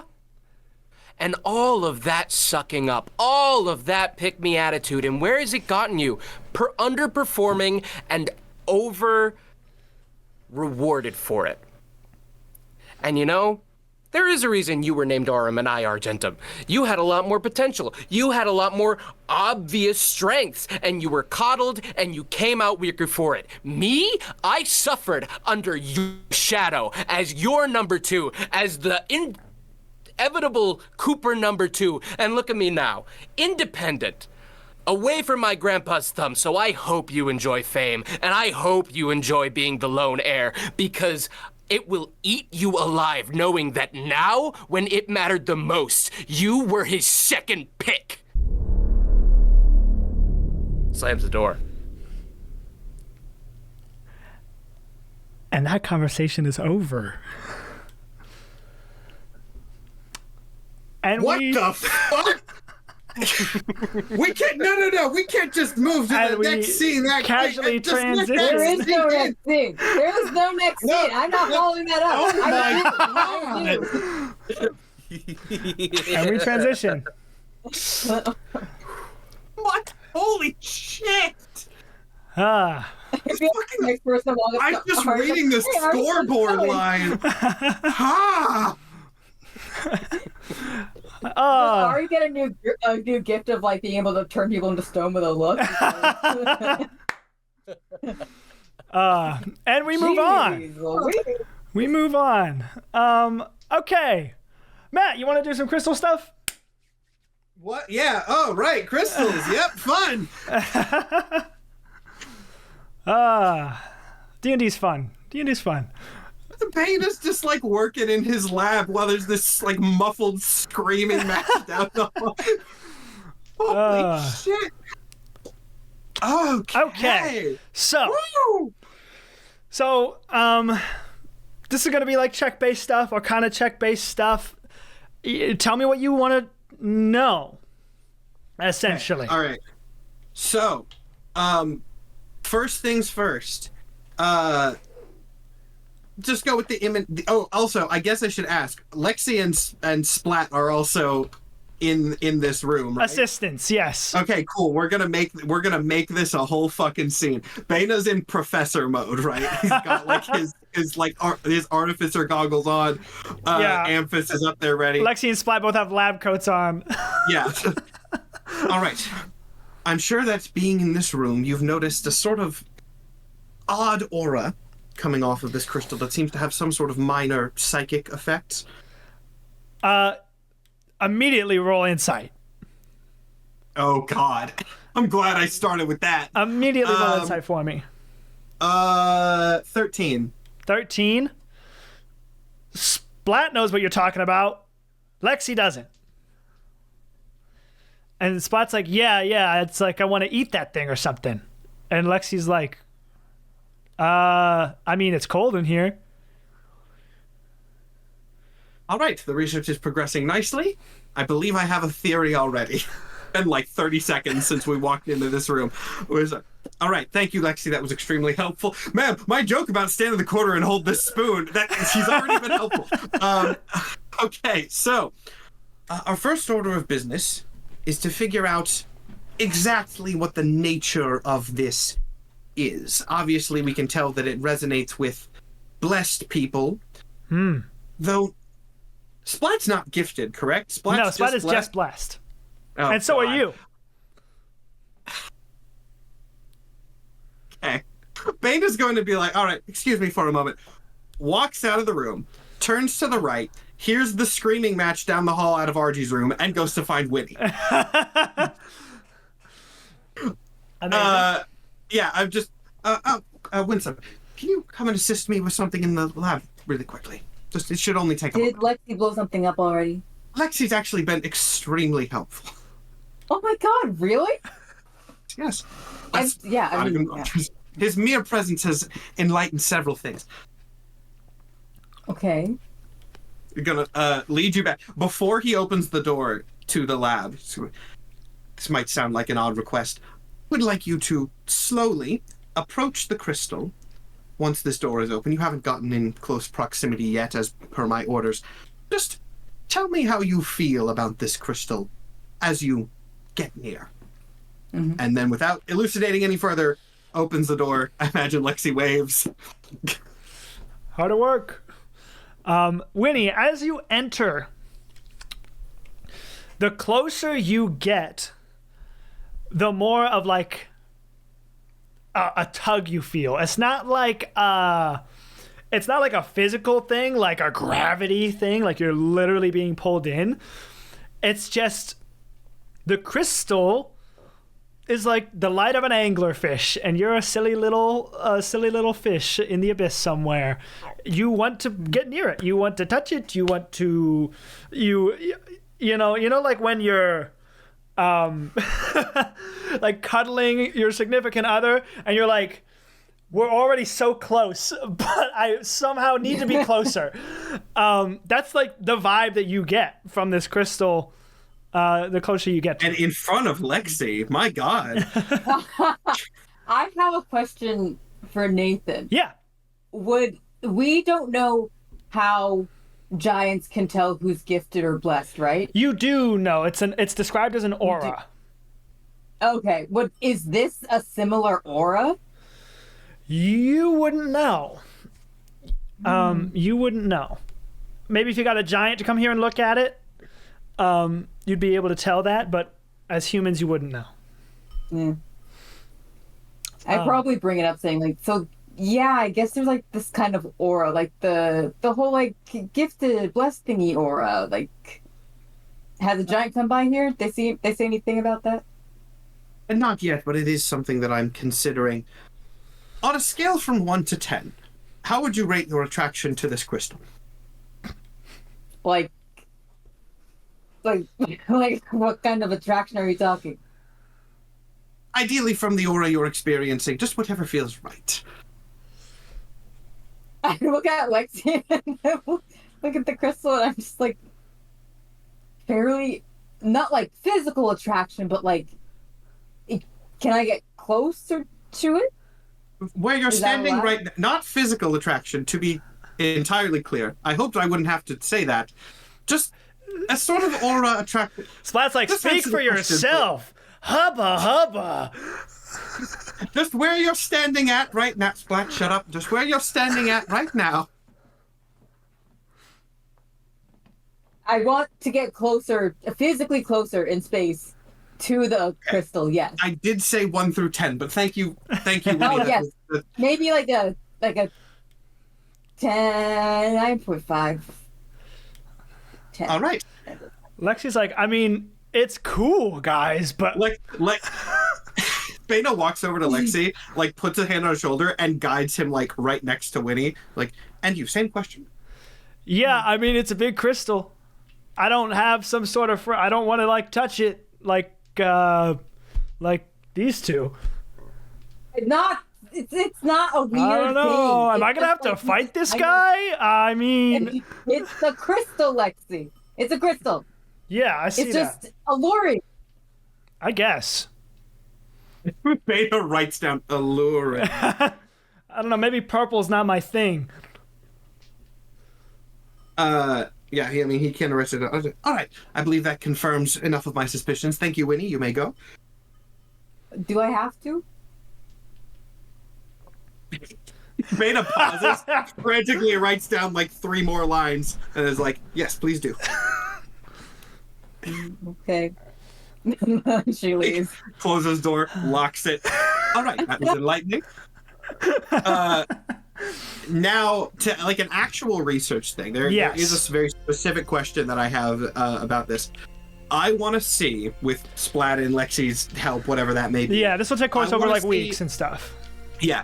First thing I want to see is if I can detect anything like ice-based that is inherent to this crystal still. Okay. Because a big question that Beta has is this crystal amplifying gifts or bestowing them? Like, does this crystal give somebody an ice gift, or does it take the gift they already have and amplify it on it? Got it. So that's he's looking for that information based off of like whether it has ice stuff. So I'm assuming that's an Arcana check. Do I get- Yeah.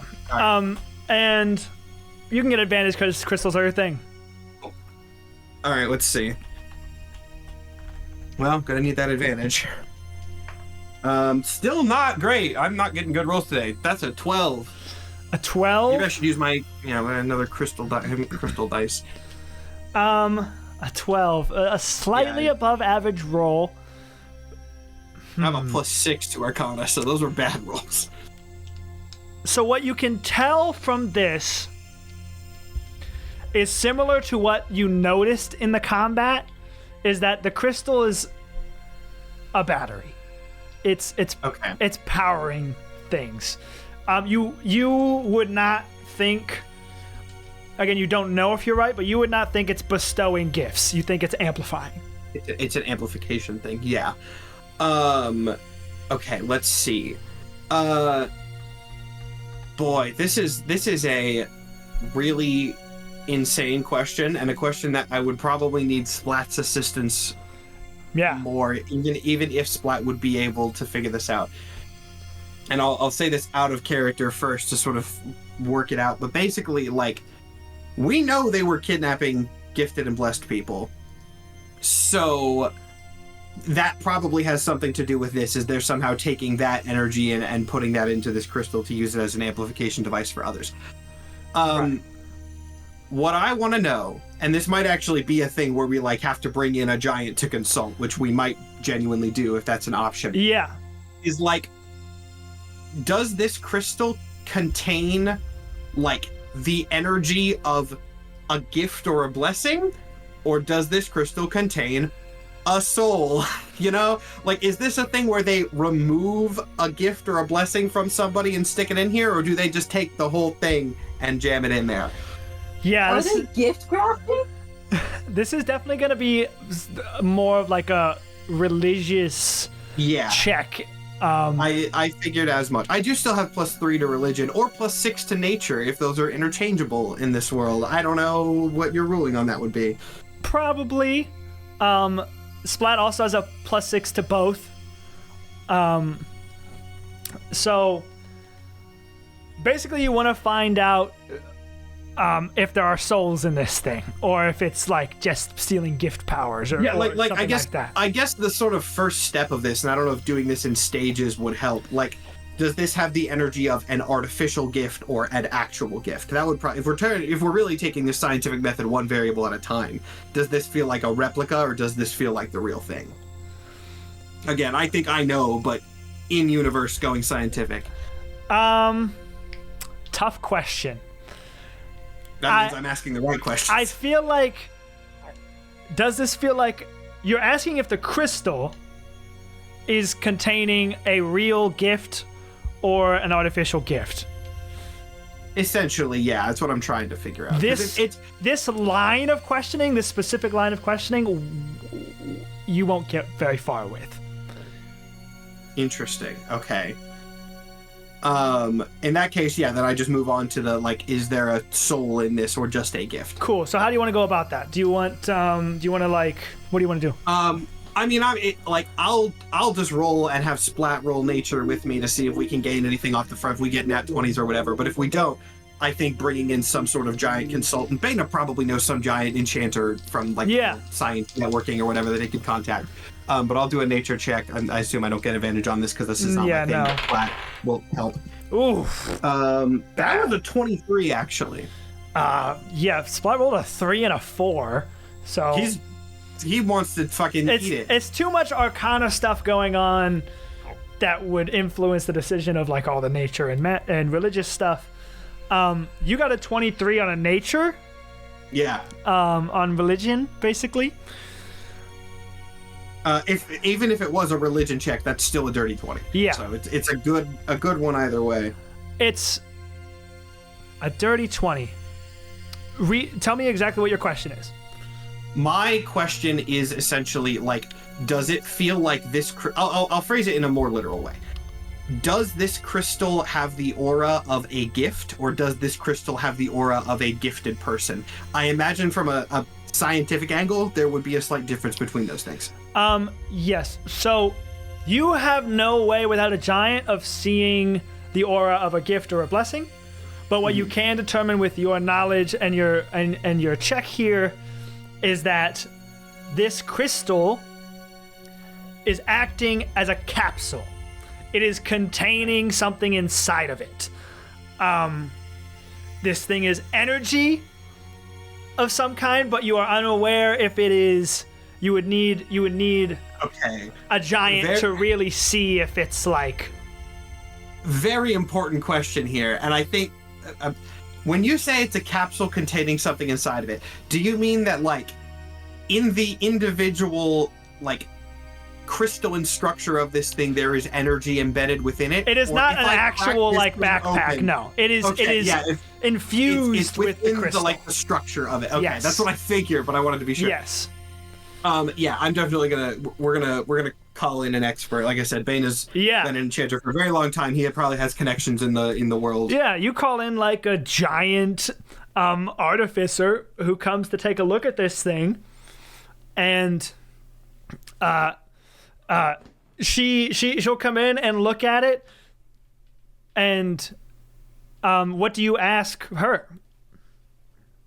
So tempted to make a Doctor Strange joke here, but I'll restrain myself. So going to this artificer, he goes, yes, thank you so much for coming here. This is, of course, likely something that you have not seen before, though I suppose if you had, that would be somewhat fortunate. I decided to talk to you outside of the room, and forgive me for not providing too much information at the start, but I think, and I hope you'll agree, that getting your first unbiased impressions of this artifact would be valuable. And then he's just going to open the door and let her see it and see if there's any immediate sense or reaction. Cool. So this giant peers into the room, probably from outside, and Yeah, wherever that needs to be. and gets on her hands and knees and looks in. We can probably take it outside for the sake of yeah. this. You he unveil pulls it. a tarp off of it, yeah, to make this scene a little less comedic. And she goes, well, huge crystal, first of all, truly magnificent size, expert cut on it, as well as what I'm first noticing. Yes, and it survived the house collapsing on it too. The cut was really magnificent. Am I the first giant to examine this? The first with experience, of course, other than the original creators. Right. Well, I can tell you, if this, I'm unaware if this is what you're looking for, but this crystal is emitting an aura similar to those creatures of the wild who are blessed or gifted. Yes, we did gather that, but it is good to know that you have confirmed it. This might be a question for Nathan. How, obviously this is not an established character. How much, classified information would this person know? Is this, a Masmus affiliated enchanter? This is probably, more of, a scientific colleague, as opposed to, someone who works for the Masmus. But I assume she's been, cleared to know classified shit. Yeah. You would have gotten the approval and everything to even get them in here during quarantine. I assumed as much, but this is something Beta's going to somewhat follow protocol on, so I wanted to be... Yeah. This is going to just complicate the situation even more. We have seen, not just reports, but first-hand evidence of Atrarians capturing blessed and gifted humans, at least. I have no way of knowing if they're doing the same to giants. But we don't know the purposes for what they were doing with them. We know that this was happening, and then we know that a short time later, an artificial construct with a similar aura suddenly appeared as a new weapon. As uncomfortable as a question as this may be, can you, with your experience in this area, tell if this is containing the essence of a blessing or a gift from nature itself exclusively, or the essence of an entity contained within it? Well, according to all my research that I have done, many scientists have attempted to put gifts in a bottle and administer them at will.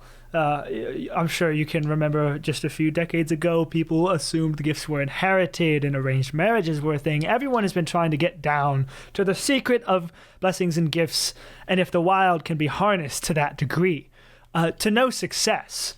I've read almost every paper on the subject. Many unique and creative ideas have been tried. But I suppose, although capturing the essence of a blessing or a gift in itself is so far proving not feasible, capturing perhaps the essence of a being who contained one is perhaps more possible, but still not something anybody has been able to replicate. This is deep enchantment theory, and frankly, dark and forbidden. Extremely. However, it seems that the forbidden has come to our doorstep, as it may be. Yes. Somebody will always go low in war. If this were the case, just based on the rudimentary research that I've read on it, the individual or creature would have to be alive during this process. Does that align with your kidnappings? Were they taken alive? Does. Yes, they were explicitly taken alive. A deceased subject would not have worked for whatever process this was. We interrogated a fairy who was doing the operations, and I don't know if you have familiarity with this. We do know that a Grimshar by the name of Fertala was responsible for this, in theory, at the start. Yes, I'm familiar with the name. She's a very bright star. I'm not surprised. Notable for unorthodox tactics, which, once again, certainly aligns with what we're seeing here.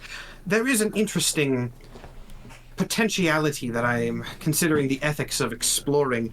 This crystal, was used on a giant with an ice-based gift. Seemed to enhance that in some capacity. There were reports in the attack on Loneshire of a similar crystal enhancing a sonic-based gift. Though that crystal was destroyed, I've found no evidence that these crystals seem to be directly bonded to the gifted individual that they are enhancing. Question for Nathan, backtracking a little bit. The essentially backpack portion of this that the giant was wearing, were they wearing like a specific sort of like mount? Or did it just look like something to keep the crystal on their back? You know, like, was the mount part of the mechanism from what Baya could tell? So you read the report from the battle at Loneshire, the second battle at Loneshire. You didn't have an opportunity to investigate the one at yours because everything that fell under the rubble got burned to ash. But backpack was a lackluster description for something that Vera didn't understand. These crystals, based on, and you can confirm this based on reports from Loneshire, because the giant that attacked Loneshire was shirtless. These crystals seem to be surgically embedded into the being, and you would have had time examining this crystal to see that one side of the crystal seems to be, for lack of a better term, a plug side. Like an input-output side. He got scarabed. He got scarabed. All right. I mean, I think Baya has an idea he wants to test, but I think you can maybe get an idea of where he's going with it, but that is interesting to know. I'm trying to think if I have... I guess I should say, if Lexi or Splat have anything to ask the... or honest, like other players too, whatever. This isn't necessarily that secret. Anything to ask the expert before she leaves. I don't have anything else immediately, but if, you know, if we could correspond. If anybody has any questions, feel free to hop in. I think Winnie has been like sitting outside the door. He's just like, kind of want to get closer to that crystal. It's like, oh, the door's open. Hello. I mean, Baya wants to see what happens if a gifted person touches it. I kind of want to touch it, but also Momo, the person, wants to know what happens if you perform their funeral rites on the crystal. If there's a soul in there, that's interesting. I will say, this is not something where he's just going to leave the door open and let somebody touch it. If I do decide, which I'm leaning to, like, I'm going to get the gifted members of the squad together and be like, if somebody wants to touch it for science, go poke it. And so we'll like do that as a scene here in a second.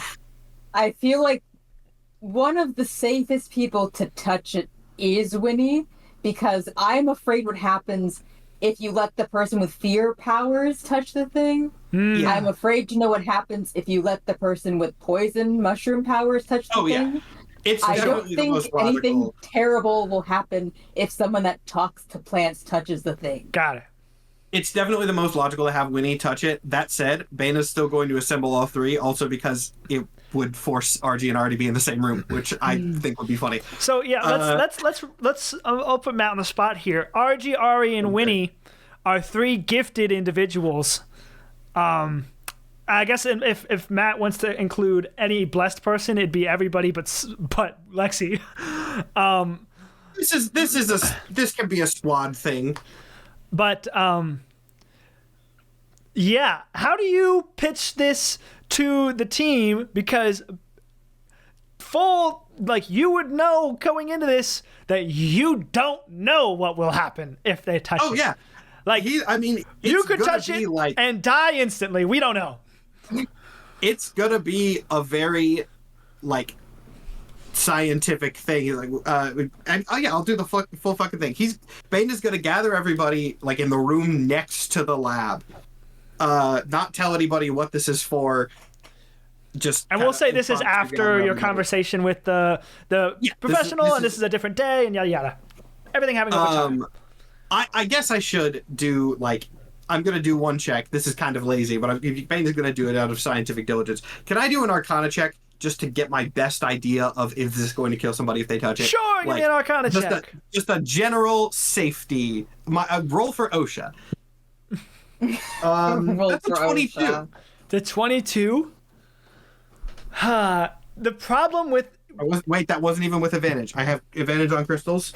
That was a 9. 22. the problem with you rolling so high and also this being so unknown is difficult for me as a DM. Yep. Because I'm inclined to say that there's just no way of knowing. There's just no way of knowing until someone touches it. Like, with a 22, this thing was built for giants, so it might be too much for a human to touch. That was the logic I was going in with, is like, we know that this has been touched, not even touched, but embedded in, like, mortal beings before, but very different mortal beings from a biological standpoint. You would think it would be risky, but you have no way of knowing if it would actually be deadly, I don't think. Yeah, all right, we'll look at that in a second. So yeah, I'm going to assemble everybody and just sort of get up to front of. All right, as you all know, I and other members of the squad have spent much of this quarantine researching the odd crystal weapon that we took off the Atrarian at the Nunez estate. We have come to the fairly definitive conclusion that this is some sort of amplification device for natural gifts, possibly blessings as well. It seems to resonate with blessed people, but the purpose seems to be for gifts. Obviously, I predict that upon hearing this conclusion, the Warlord Assembly's first question will be, will this be able to be used for our side of the war? And while I don't necessarily think this is the first question that we as researchers should be asking, I do acknowledge its validity. Therefore, I must propose an experiment to you all. This is purely optional. However, it would be incredibly interesting to know whether this crystal has effects on gifted humans who come into physical contact with it. Just gotta wait to see. Okay. Yes, Arch. Captain, was there not a shorter road to take to may one of you please poke the crystal? With all due respect.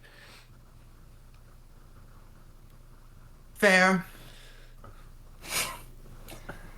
I want to touch the crystal. I would also like to touch the crystal. Was that Argy Vera? does not attempt to hide his side eye. Oh, that was He Ari. gives to Ari. No, Ari. Duh. And notably, RG, you also get like that sort of like, I want to be near this thing. This is a nice thing. Energy coming from this crystal.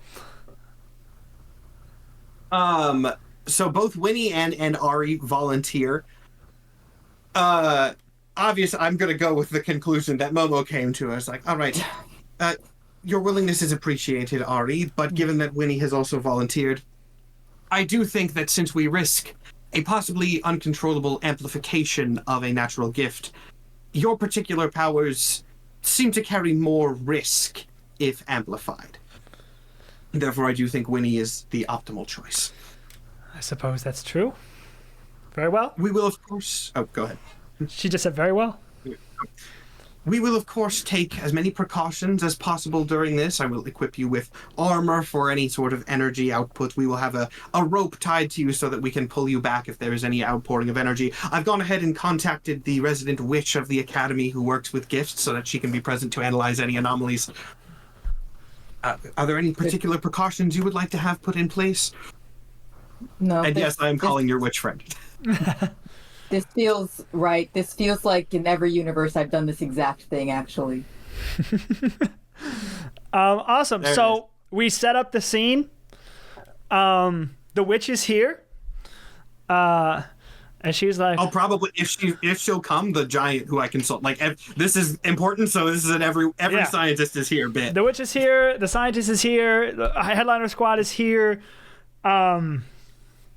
And Winnie is preparing to touch the crystal. This is done outside, especially if there are giants here. Yeah. The scene is very much like if you watch like a slow-mo guy's video where they're about to blow something up and they're like in a big open field, there's one person and then everyone else is like 50 feet away in a bunker, just like in case this fucks up. Amazing. But yeah, there's like a pull rope. Everything is way overdone here. Splat's on duty. I lose a limb with my non-dominant hand, so... Lexi is not happy about any of this, by the way. With all this talk about, no, don't die, you're gonna die. Oh yeah, I'll go touch the fucking crystal. Sure. Lexi is begrudgingly upset, but it's Captain Baina's orders, and he will not oppose them. You can be mad about this later. I will be. And if you die, I'll kill you. So... Oh, you've been waiting to use that line. Yeah. Absolutely you have. Yeah, I have. Tables have turned. Okay. All right. I reach my hand out and I wait for the signal to touch it. Signal. He probably has a whole fucking crystal like arrow signal system rigged up. This is way over the top. Cool. I touch it. Winnie. You touched the crystal. crystal. Was the scary thing's about to happen, DM voice. Oh God. Oh God. From the perspective of everyone else, I'll describe what happens to Winnie first. Winnie, you essentially here are sticking a fork in an ethereal power socket. And so you touch this crystal and you immediately black out. And you see visions. You see visions of Loneshire. But you're like small. You're in the church. You're talking with people. And you're getting like flashes of these memories. You're in a family reunion. You're eating food. It's delicious. It's scrumptious. You're working at the church. You're cleaning up prayer rooms. One night, a fairy comes from the woods and grabs you. You're in a wooden cage. You're being transported through a thick forest that you don't recognize. You're in suddenly a weird dark room with various crystal lights. You can't hardly anything. Your vision's all blurry. Are you swimming?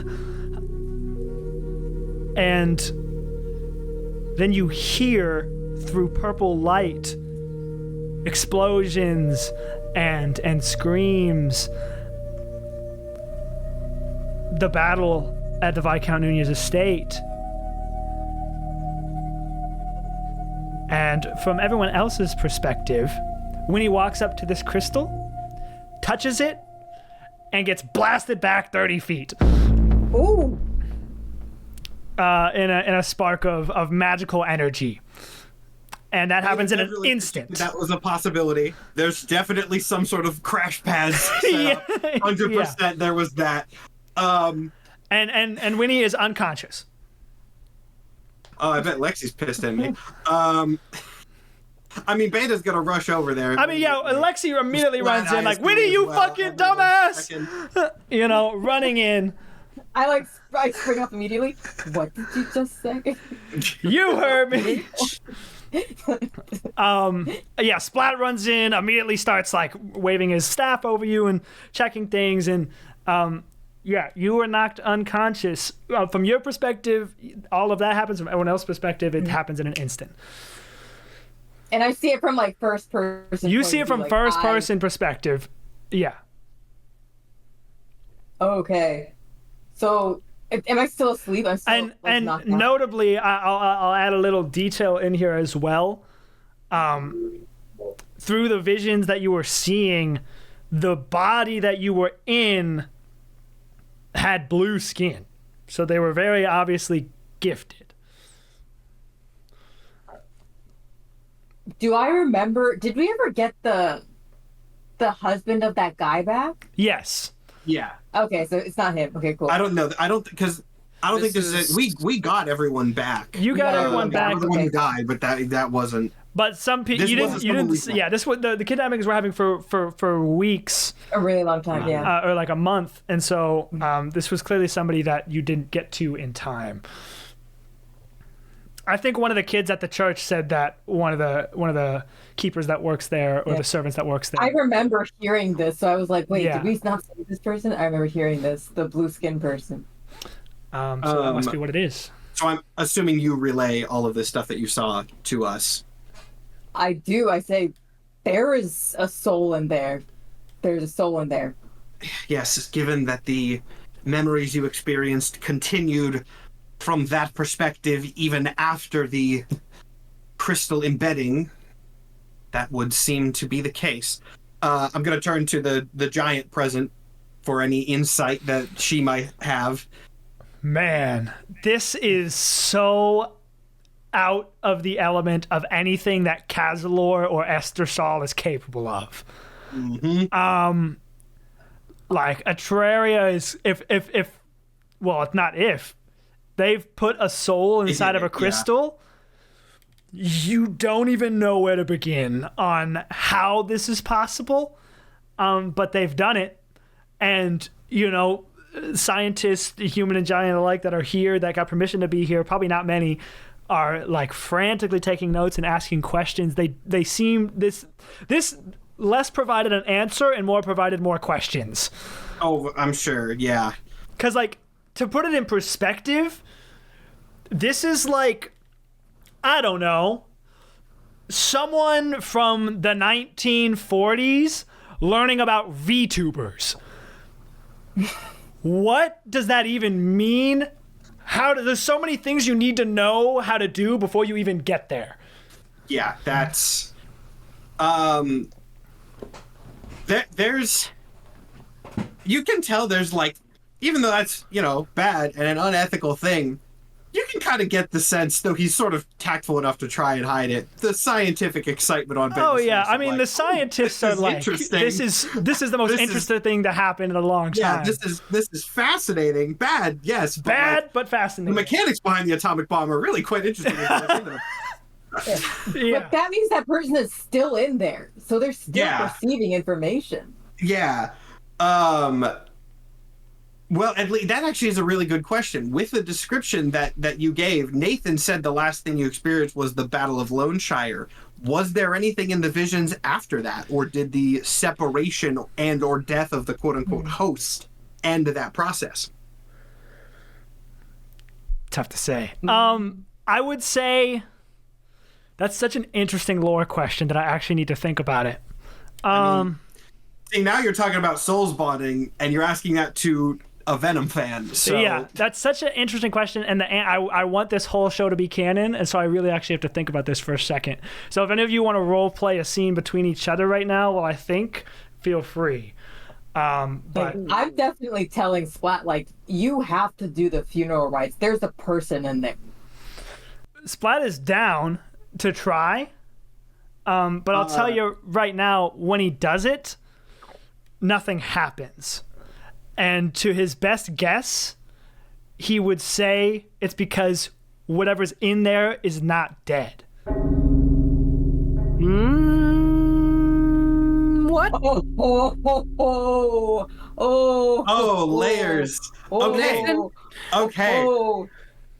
I will say, if you're on the Patreon and you watch the backstage episode when the backpack was first announced, no, this is true. That thing. This is true. Exactly, almost word for word, that there was a person in there. Yep. Okay. Well, see, for Bana, this is incredible, because what Bana is seeing now is if there is a person in there that has some sort of conscious perception of the outside. Look, here's what Bana's thinking. There is an entity in there. That entity appears to have conscious perception of the outside world, and in some form or another, thanks to the energy that we saw throw Winnie, there is a way that the crystal can expel energy. If you put those things together with the right machinery, that means it may be possible to communicate. There is I am going in, and there is energy going out. I'm going to say that the visions ended with the death of the host, quote unquote. Okay. but So Splat is still it ended at the battle of the visions and the visions ended at the battle of Lone Shire. But Splat still tried to do the funerary ritual and nothing happened. So it may need That to be means connected that- to an external entity to have perception, which I can still work with. It needs that to be able to see. It gets hooked into their nervous system. It can see through their eyes. Wait. That's a really good fucking question. Vena's saying all of this shit out loud to Ampus, by the way. You mentioned explicitly that in the early stages of the visions, you saw that your body had blue skin. Later, during the later fights, not Lone Shire, but the other one, did the body you were in have blue skin?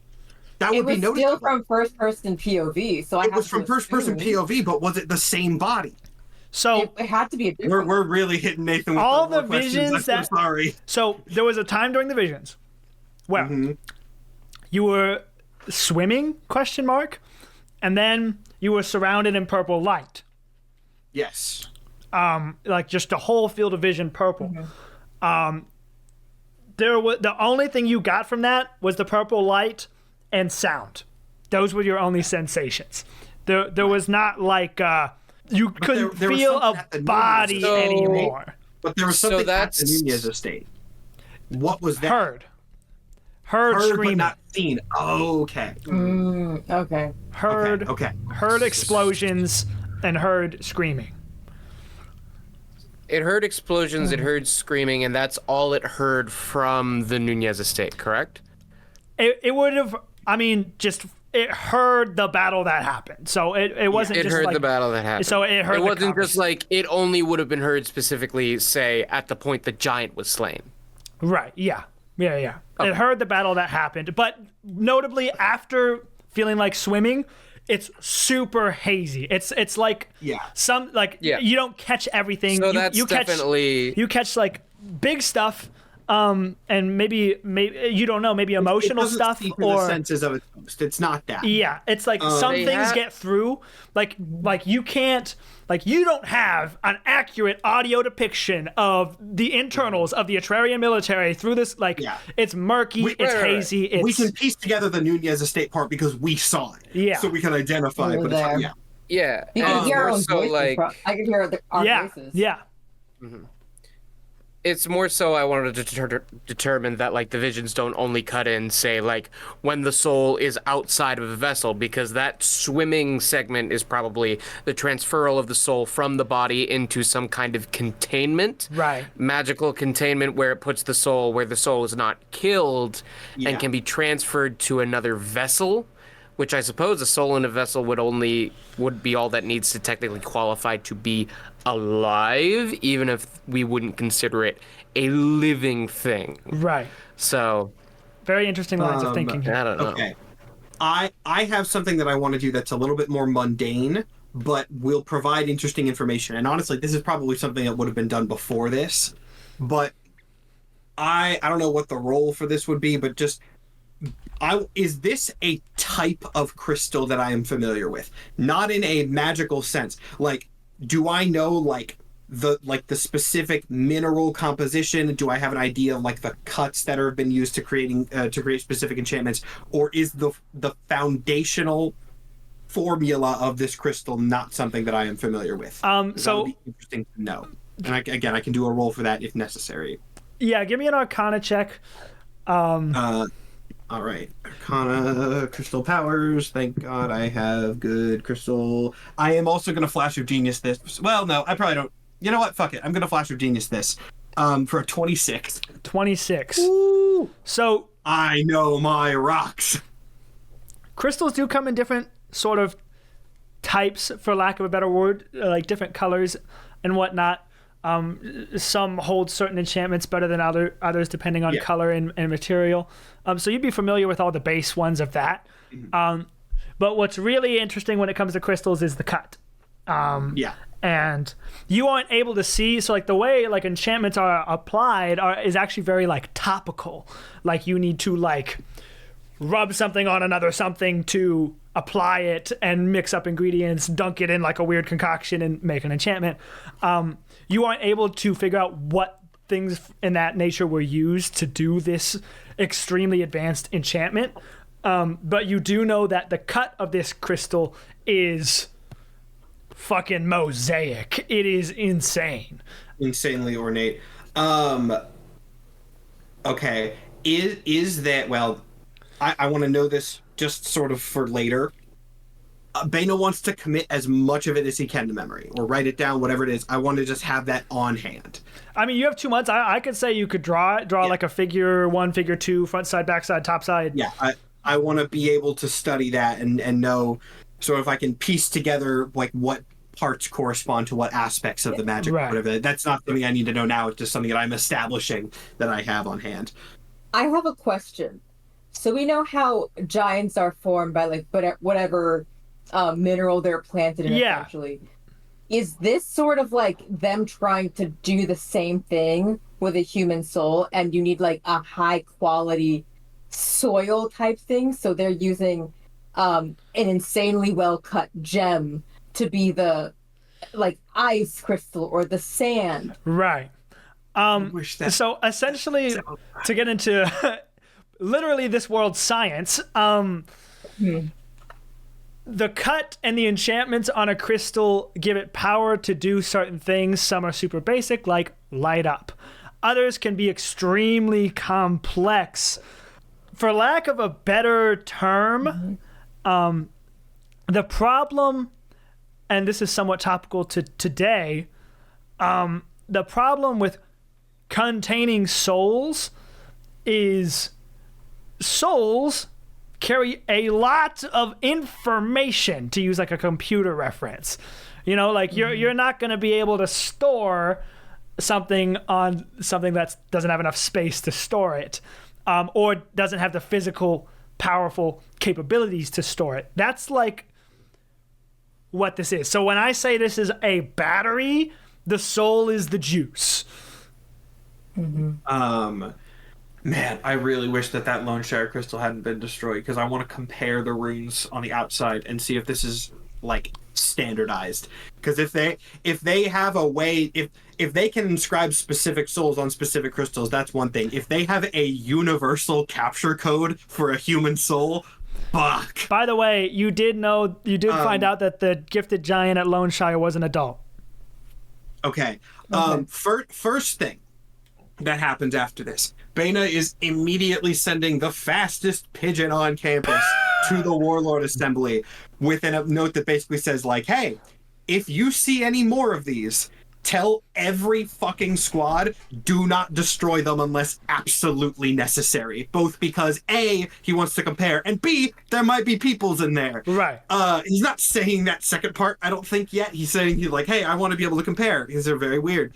But they're, like, as much weight as Bana carries, which at this moment I think is probably a lot in this specific case, there is a no destroy order on these things. For sure. And that will get sent out to the rest of the Masmus.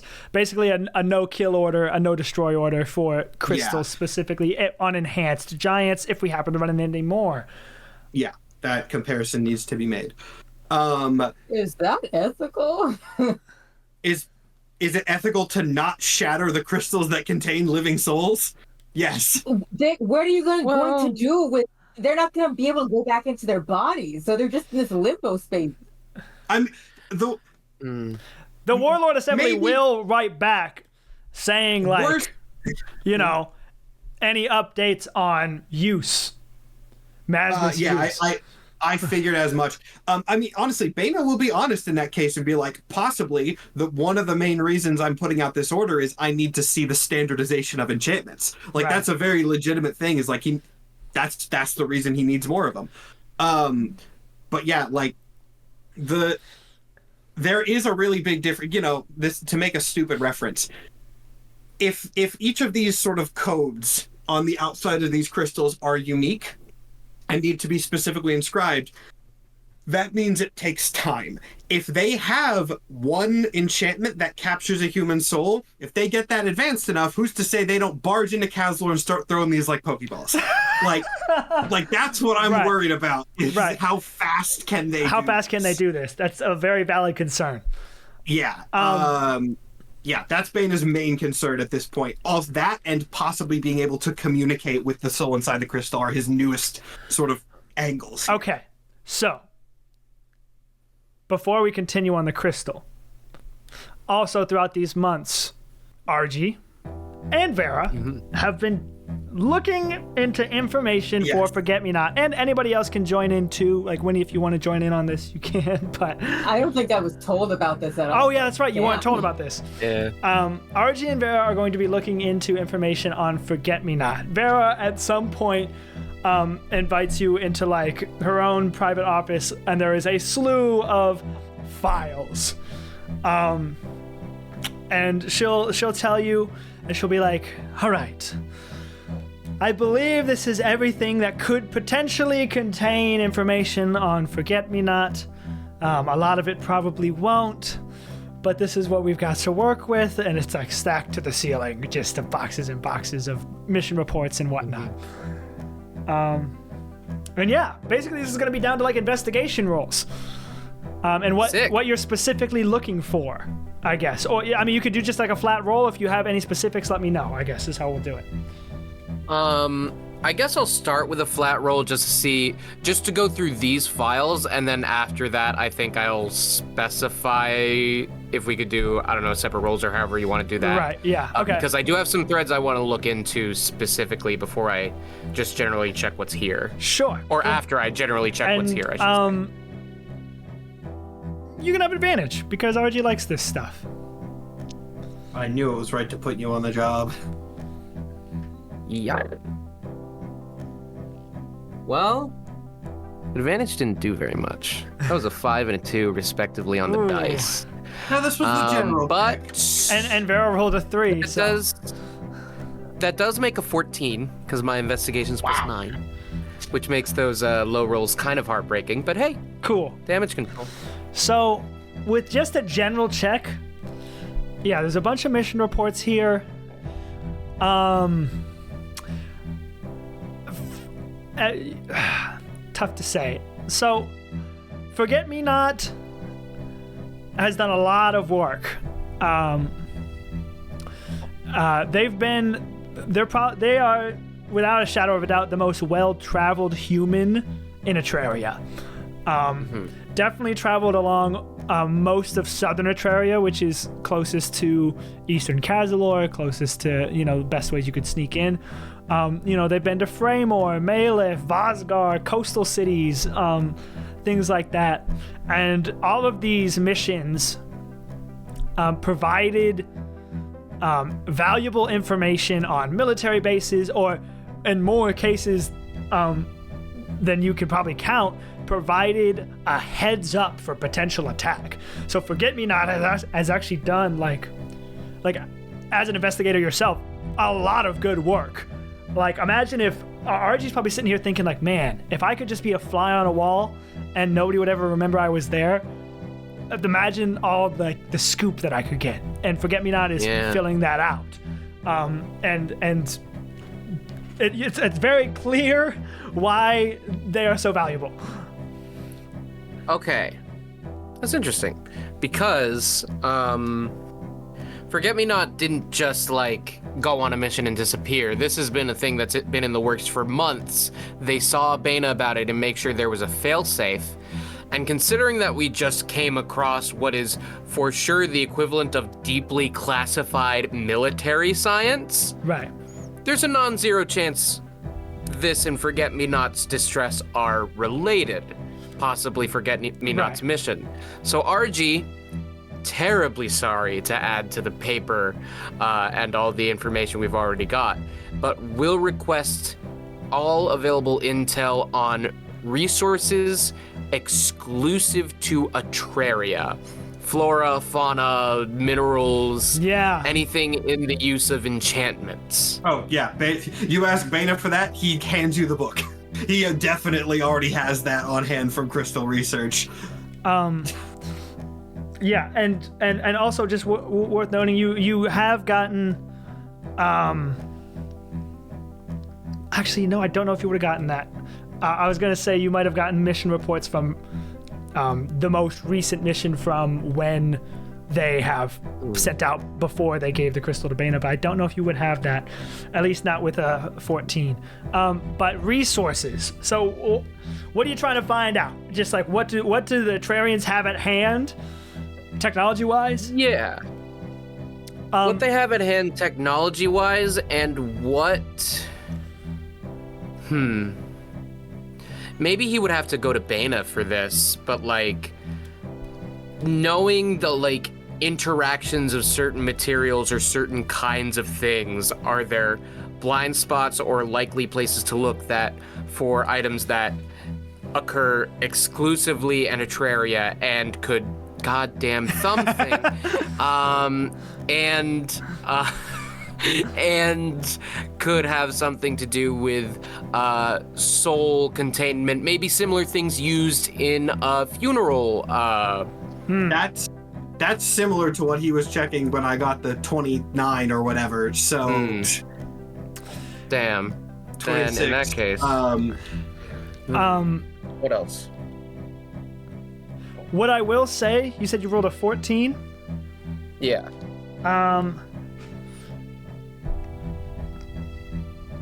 You would know that Forget-Me-Not's name first appears in a mission statement in the year 224 AA. 224 AA. And what year is it currently? The year currently is 236. Okay. I think. Let me double check that. No, not 236. It's Okay. 230. Oh no, it is 236. So 12 years ago? 12 years ago from the current date, yeah.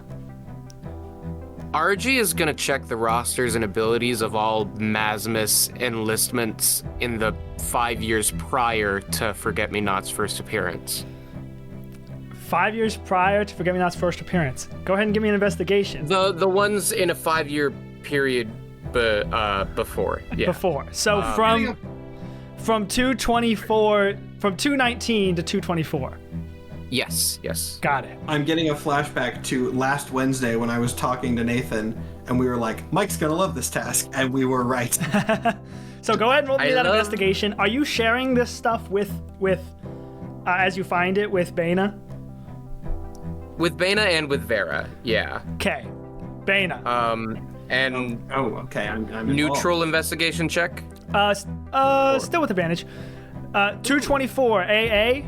Same year Asher died. Fuck, I was wondering. I was. Damn, advantage has not been kind to me, but that's a 17. Yeah.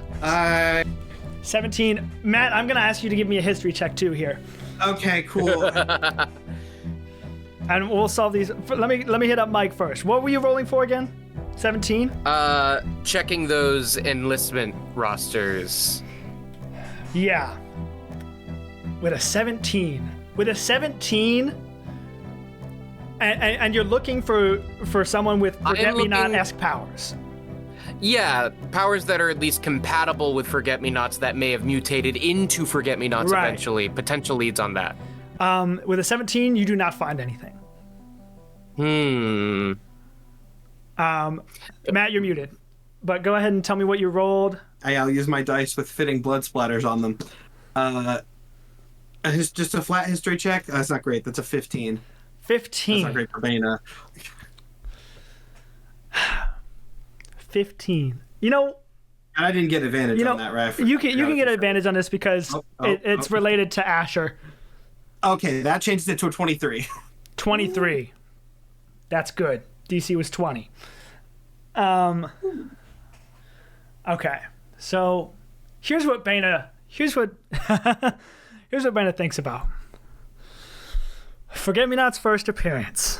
Same year that Asher died. Notably, it was like Asher died early in the year and Forget-Me-Not first appeared late in the year.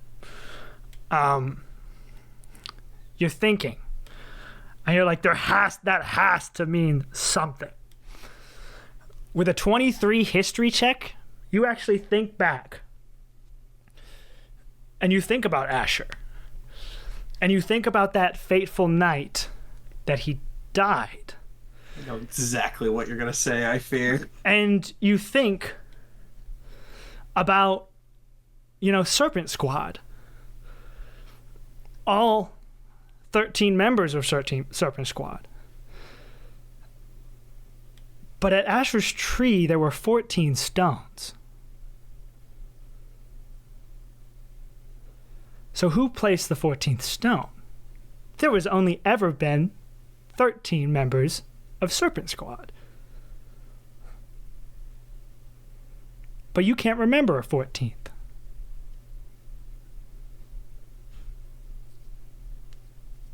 Okay. Now. Oh, okay. I am trying to think reasonably if Bana would have any written down like correspondence with squad members.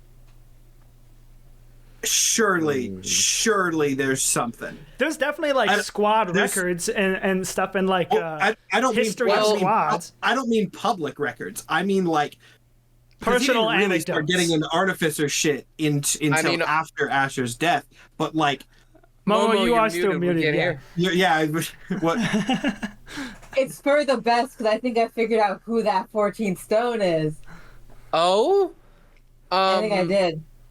Well, at any rate, RG is going to check squad files and also for what it's worth, take a closer look. I'm assuming Bana relays what he learned. RG's going to take a closer look at the other people who entered the Masmus the same year as Captain Bana, as well as Bana's squad's records. Bana squad's records. Give me another investigation check. Oh my god. I maybe just had an idea. You do your thing first, but I maybe just had an idea. Maybe I should just do this one flat because the advantage rolls have been shitty. I don't know. Should I just go forward assuming like investigations are advantage? Yeah, for this, yeah. Okay, for this. Hey-ya! One was a nat 1, the other was a 17 on the die for a 26. 26. All public records of Serpent Squad show 13 members. All public records show 13 members. You'll have a list of names. I'm not going to riff off a bunch of random names for you, but, Adrian Bana is on there. Asher Platt is on there.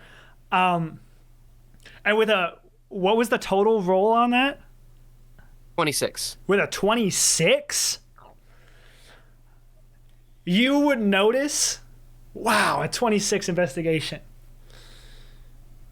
You would notice that older records of Serpent Squad, pre-Forget-Me-Not's first appearance, there are a couple ways you could notice this. They are not, the information is not laid out symmetrically. Almost like it used to be in a balance in like a graphic design sense, but then maybe something was removed and they didn't bother to rearrange the whole page. They've been altered. They've been altered since the beginning of the existence of Serpent Squad. Okay. I feel like both Matt and Momo have come to epiphanies, and I have nothing. So I want to hear from either of you guys right now. you bring. I have an idea, and this is an idea that's going all the way back to the prologue, non-required episode that's Patreon exclusive. So I'm gonna have to contextualize this for people. It was established in that episode that Asher had a tendency for gossip type stuff. There was a whole bit where he was telling Bana about like a guy on another group that he thought was hot. Yeah. We also know he's close to Splat. Would Splat have letters from his brother that talk about just dynamics and gossip between the squad members that wouldn't have been regulated?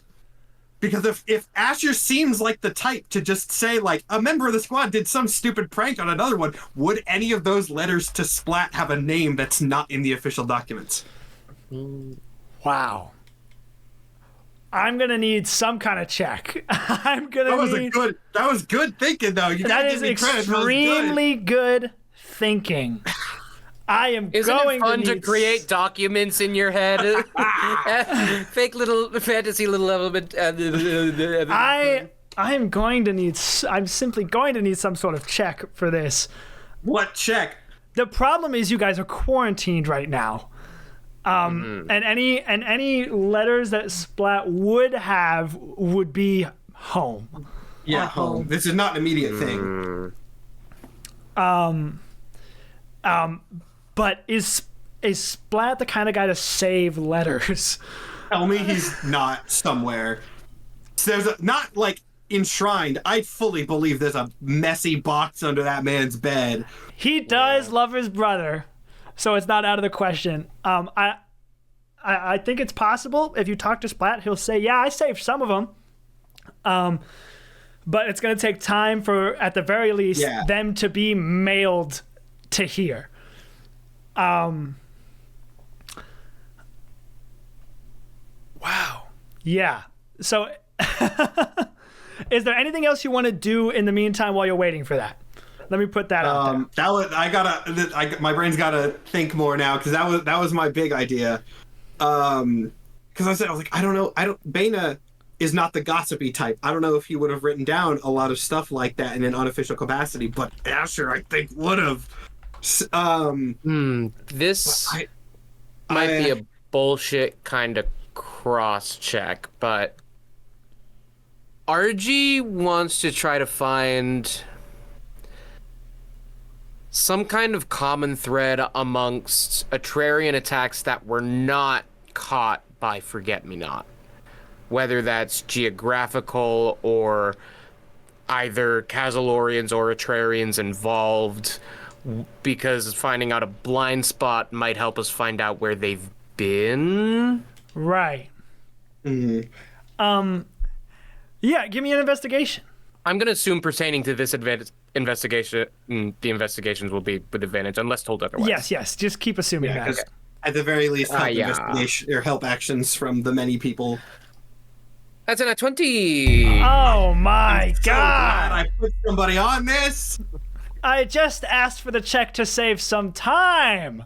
Can we please? Now you have to Can I come get up a with fucking more. break over here? God! All right. Whoa. We took your case and we blasted it wide open. Through sheer skill, I have rolled a natural 20 on the die. Okay. What was your question? What exactly do you want to find out? Okay, Mike, remember RG your question was, who is Forget-Me-Not? Right, yeah.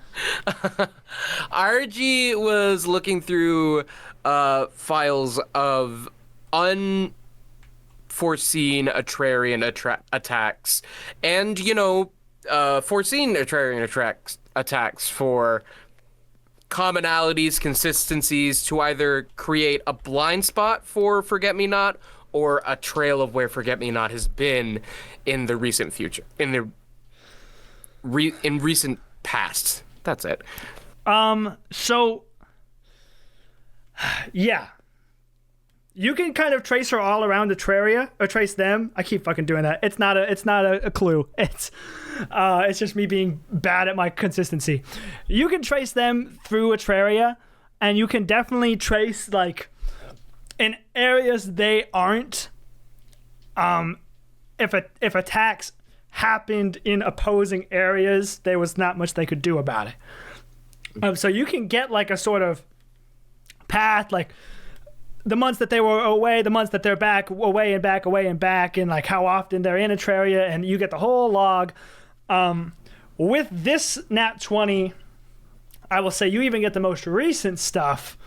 The last report sent in from Forget-Me-Not was the same day that the light went off. Ooh. But it takes, notably, it takes time for birds to travel with messages. So you can deduct with a nat 20 that Forget-Me-Not probably sent out this message, and the next day, when the message was arriving, help. Forget-Me-Not sent out this message, and then the next day, help. And the message, I mean, you rolled a nat 20. You want to know where people are. Yeah. The message essentially said something like, and again, I can type something up more official later. I don't want to give too much on the fly. The last report Forget-Me-Not sent in was basically saying, about to head into Avalarium, going to try to get to the bottom of this crystal business. There we go. Okay. Is Now, think I found the source, sort of thing. I've had a proper noun in my back pocket that I kind of forgot about until now, but I would also like to look into any intel, recent intel, looking into the whereabouts of Fertala, the Grimshar. Fertala is very elusive. Mm-hmm.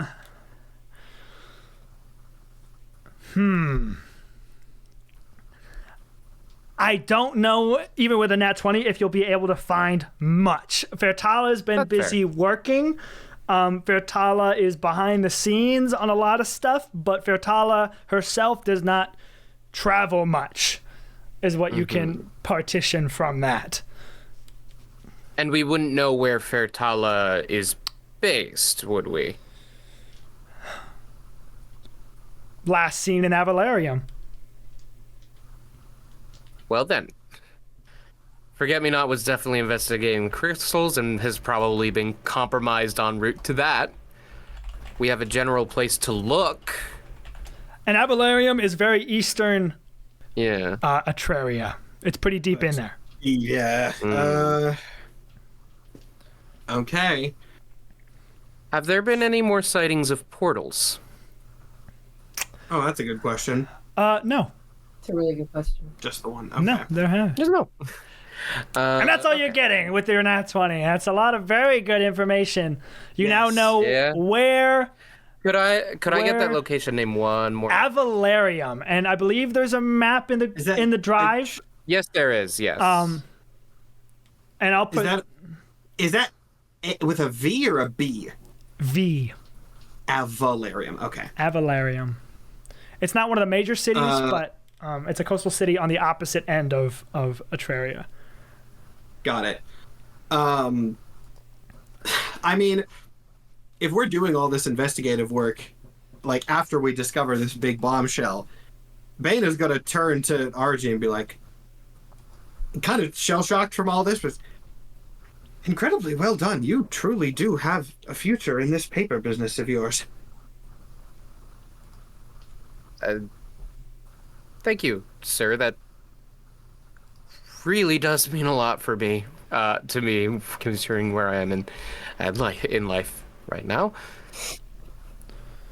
Can I like insight check? Because I presumably don't know the big development. Can I insight check? I don't have high insight, but like, I mean, I think over the months you could pick up maybe something. But sure, insight check. okay, fair enough. Yeah, I mean, my insight's bad. I'll probably get 12. That's about as good as I'm gonna get on insight for Bana. It doesn't take a high insight Yeah, to know fair that enough. Ari and RG have been cold toward each other ever since that shouting match you heard. True. I mean, this has gone well enough. He's gonna ask. It's his squad. There's team dynamics he has to be, accounting for. Forgive me if this is too much of an intrusion or a too sensitive topic for in the middle of work. Are you and your sister all right?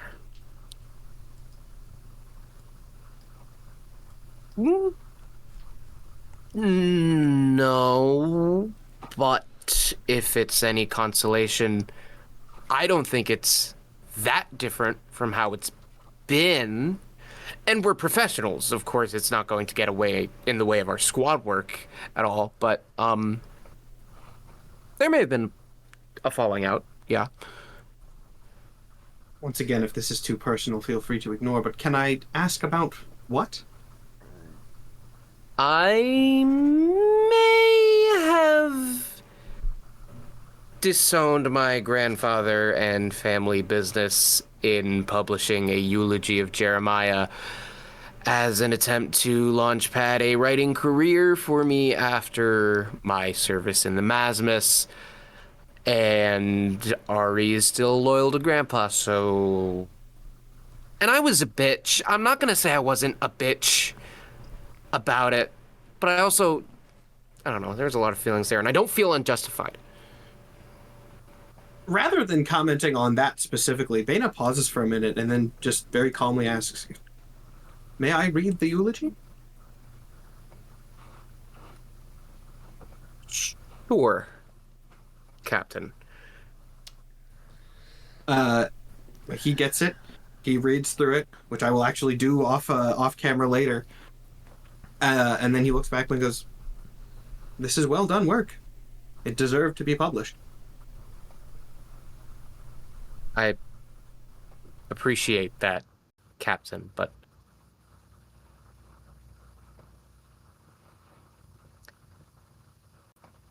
I don't know that it's what Jeremiah would have wanted, but he kind of felt like the only person on the squad who understood that I needed to get out of this. I can only hope that in employing his name to do so, I am carrying on his will in some way. I believe beyond a shadow of a doubt that he would approve of this. Not to speak ill of your family, but I've spoken to your grandfather on a few occasions as someone who has been asked for interviews by the Daily Scripts in the past. I see how he could be, I'll put it as overbearing. It's a good way to put it, yeah.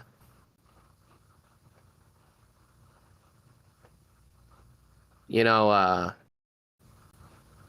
you didn't hear it from me, but he actually tried out for the Masmus and failed. Bana lets out a genuine chuckle at that. And then he kind of looks down over the work that that's spread out over the table in front of him and just goes, "And look at you. You're a Masmus agent. You've taken down giants in your own way, and you've probably done more investigative reporting than he has in his whole very long life." There is some comfort in knowing it wasn't all for nothing.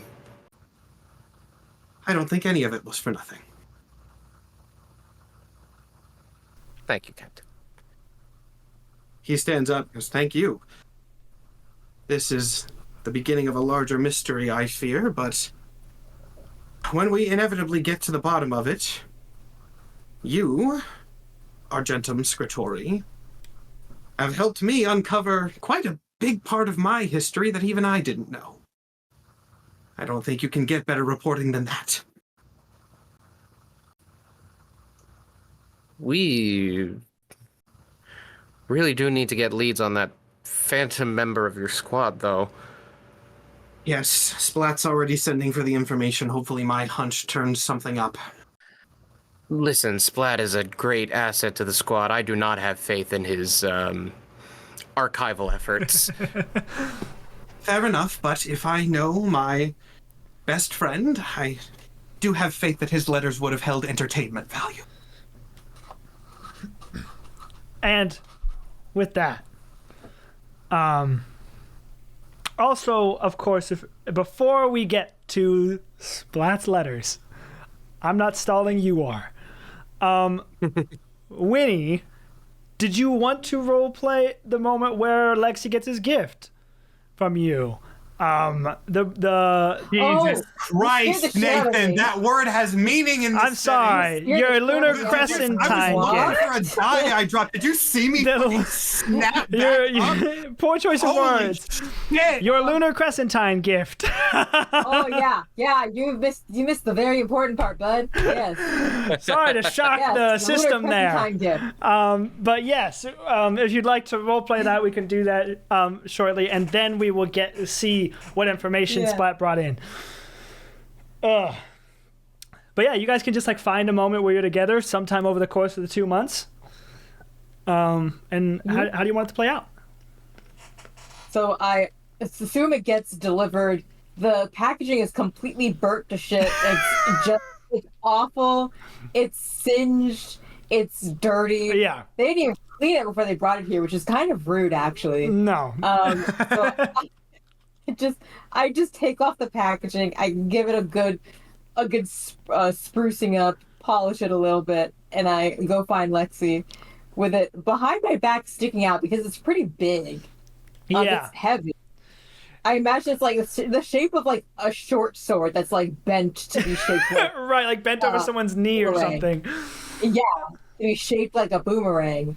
I say, so guess what came in? Oh! From Nunez estate. Oh, yes! Okay, I'm ready. Do I close my eyes? Yeah, close your eyes. Okay. Right, it's not wrapped anymore because the packaging got burnt off, but That's fine. here you go. Happy lunar crescent time. Whoa! Yeah. Yo! And he like gives a few swings and it's like, this is crazy. Hold on. And he's gonna like jog over to like the nearest scarecrow giant. Mm-hmm. He goes, see, in my village, we put up targets, and whoever can hit the most in the quickest amount of time is the champion. You're looking at 4 years running, baby. Check this out. And he throws it, and it goes up to the giant and like swing, cuts a little thing out of its face and comes back, and he catches it not on the blade side, and he goes, ah. That was really good. That was really, really good. That's You think you can go for the neck next time? Um, okay. And it goes up. It does hit the neck. No way in hell am I canonizing that he can do death blows from the ground. Nice try, though. Gotta respect the hustle. You gotta try it. And but his aim is true, and it comes back, and he catches it. He's like, "What, Winnie? This is so fucking cool. What even made you think of this?" No, you were like really bummed about having to be ranged now, but like you gotta be ranged, bud. I am glad I'm the one that finally told you. Yeah. And not somebody. It had to happen, but you were really bummed about it, so I wanted to see if I could make it less bummy. Well, this definitely helps. I don't know if you saw me out there, but I am no good with that bow and arrow. You're okay with it. You are okay with it. I'm okay with it, but is it Masmus material? I don't know. But this is great. This is great. And I tap the boomerang. This is Masmus material, buddy. Thank you. And he gives you a hug. And thanks you for the gift. And now you both have a couple new weapons to be using. And for our viewers out there, Lexi will be able to use this boomerang with his strength modifier instead of his dex, which is a much better stat for him. Heavy. Yeah. It's very heavy. Okay. Splat's letters. I also just realized he is like an ultimate frisbee player. And this is awful. This is awful. He's kind of a loser, actually. But we love him, and he's gonna live forever. Splat eventually. So you're gonna have to. Do you rope Splat in on why you need these? Yeah, I again, Bane and Splat are so much more chill now. This concerns him. Okay. I would tell him why. So, Splat doesn't have much. He saved a few of the funniest letters. And there is a name that shows up that you don't recognize. Only a first name. Okay? It was in a letter when Asher was first, let's see, what would the timeline be here? I don't want to misspeak. It would have been after you had already like graduated and formed Serpent Squad that this particular letter with this name shows up.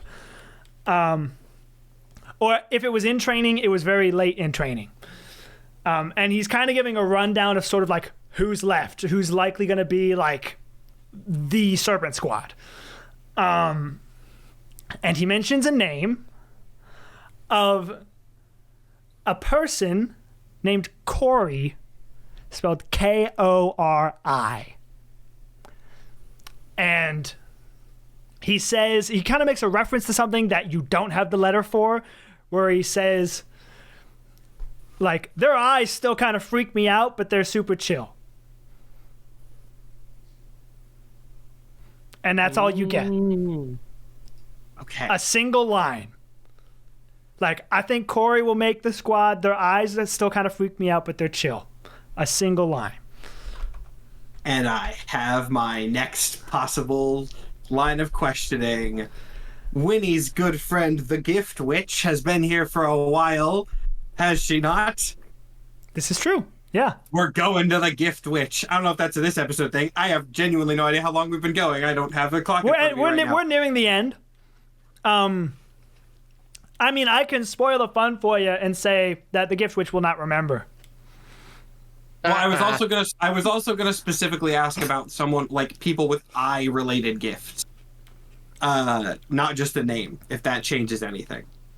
For the sake of time, again, I will spoil fun for you, and say if you are trying to ask about Forget-Me-Not, the witch doesn't remember. That's you know what, that is fair. I kind of already broke this by coming up with the letters idea, so I guess you can't let all of my bullshit if you think they went back and changed documents and they weren't going to wipe minds. I mean, yeah. Yeah, yeah. The witch Corey, though, we have a name. We do. We have a first name. And Corey. Considering that we can only catch Forget-Me-Not seemingly through written record, I don't know if we can make a check to scan that aforementioned pile of documents one more time for any mentions of a Corey before the Forget-Me-Not classification would have happened. Do that, and then I maybe have another stupid idea. Yeah, roll me investigation. One last one, and then I think we'll call the episode.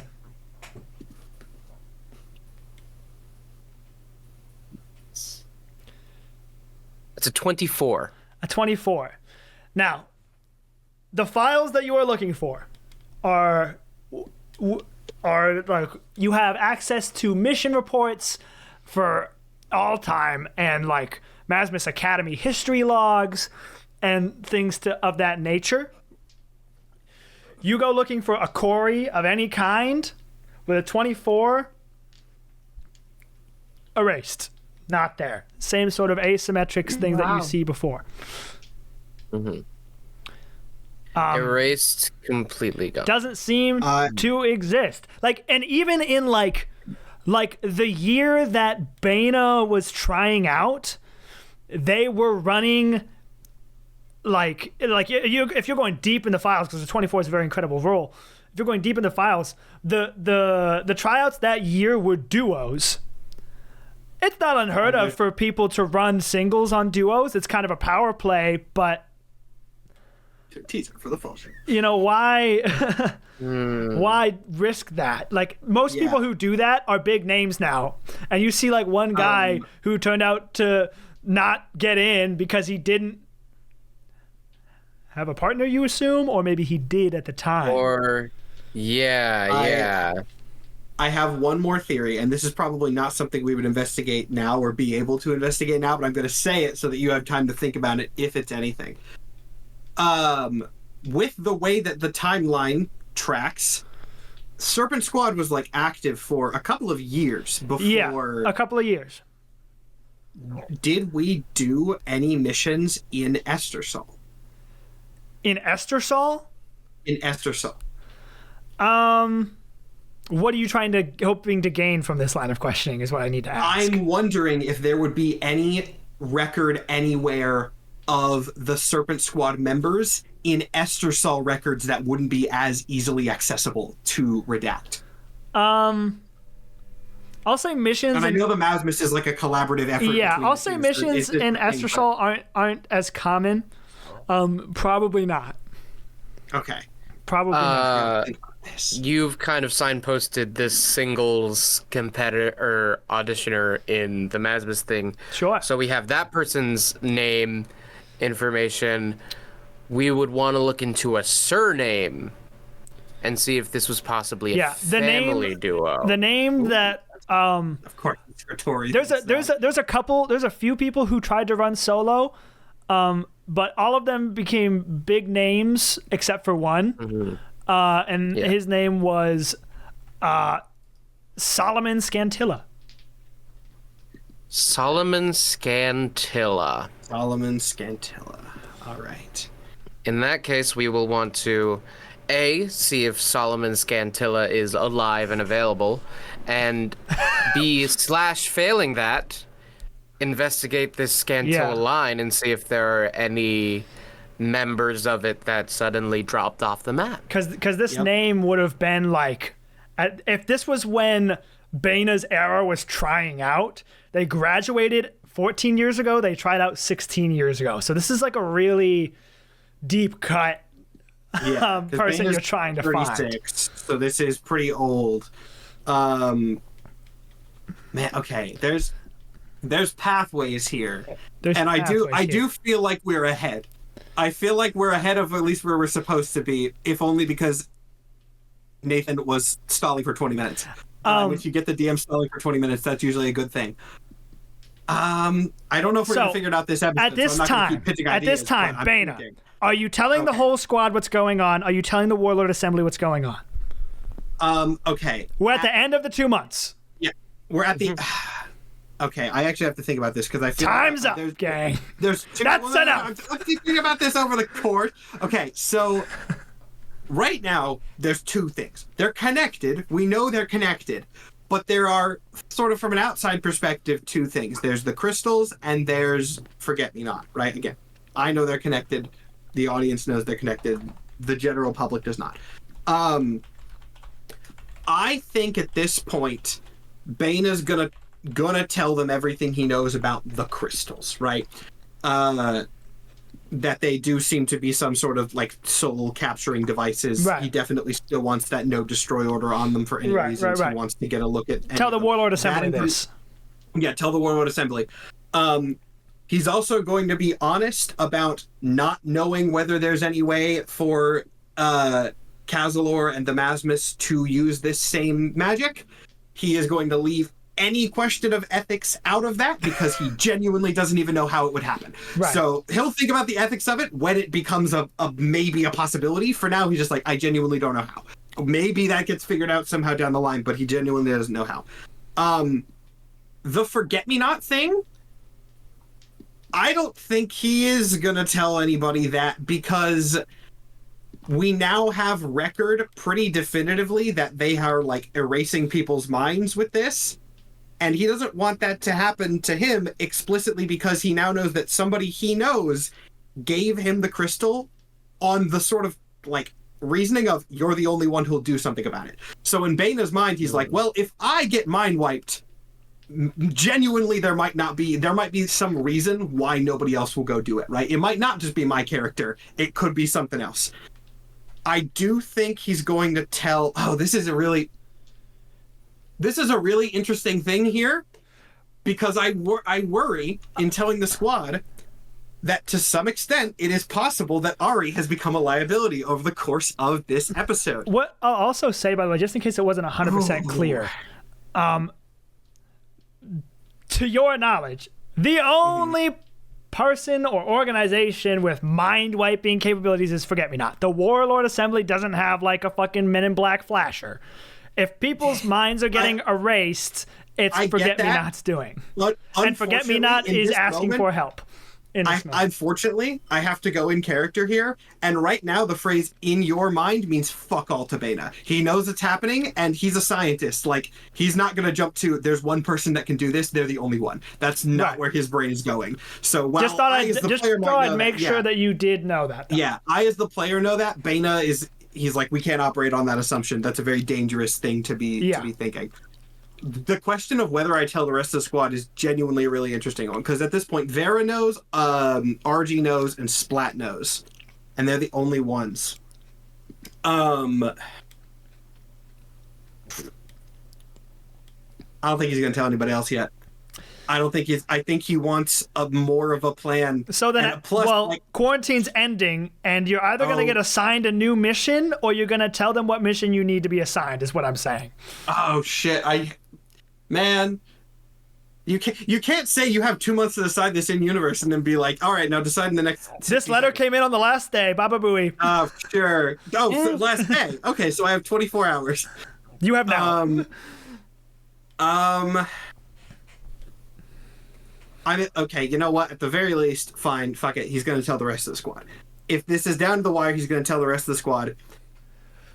What? I don't think he trusts the Warlord Assembly enough to tell them. I don't know if that's the biggest surprise in the world here. I can roleplay this out if you want, but I have to think about it more. But he's going to tell the squad, and he's going to be like, right now, don't tell the Warlord Assembly, and we have to kind of go forward from there. And Lexi will raise a hand and go, okay, cool with it.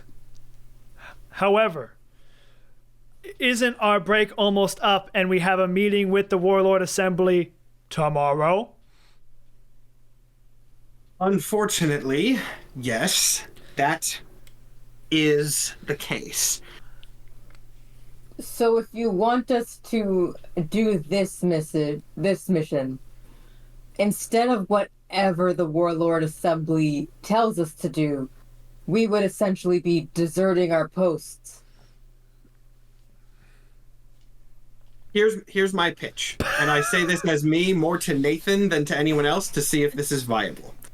Okay. Baya is considering fucking staying up through the night or whatever and trying to come up with a good enough reason why the next mission that the headliners go on should be in Atraria. Should be in specifically Avalaria. In whatever region of Atraria he said. Like, can he come up with an idea of like, hey, these crystals are a fucking danger. I need to see where they're coming from. Something of that nature where it's like, we have a present danger. Can I spin that clear and present danger into something that will coincidentally take us near this other place? Well, we have reason to believe that Fairtala is connected to this crystal business. Yes. Like, this is not so, fully like, light. Like, this is she a was viable last plan. And seen you in know that Avalaria, it's been 2 months since they received another update from Forget-Me-Not, which is not normal. So that's a leverage thing for you.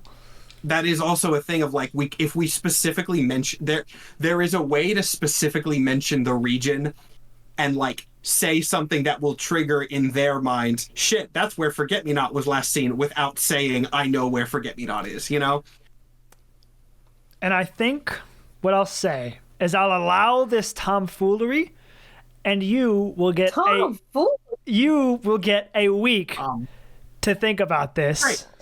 Hey Nathan, that's exactly what I wanted. Vena's staying up all night, writing up a fucking plan. It's not tomfoolery. It's exactly very smart political thinking. Yes. I will and you will get a week to think about it. You've sent me paragraphs before. I'm gonna fucking do that to you this week. And this is where we are going to end episode 7 of Tales from Cazilor, the Golden Era. Thank you so much for watching, and tune in next week to find out if we're going to get to say Forget-Me-Not at all. Yes. And, of course, buy the new character merch, buy the Cazilor sourcebook, and subscribe to the Patreon for access to Backstage. Yeah. That's all we have for you. Get the heck out of here. Bye-bye. Bye. Bye.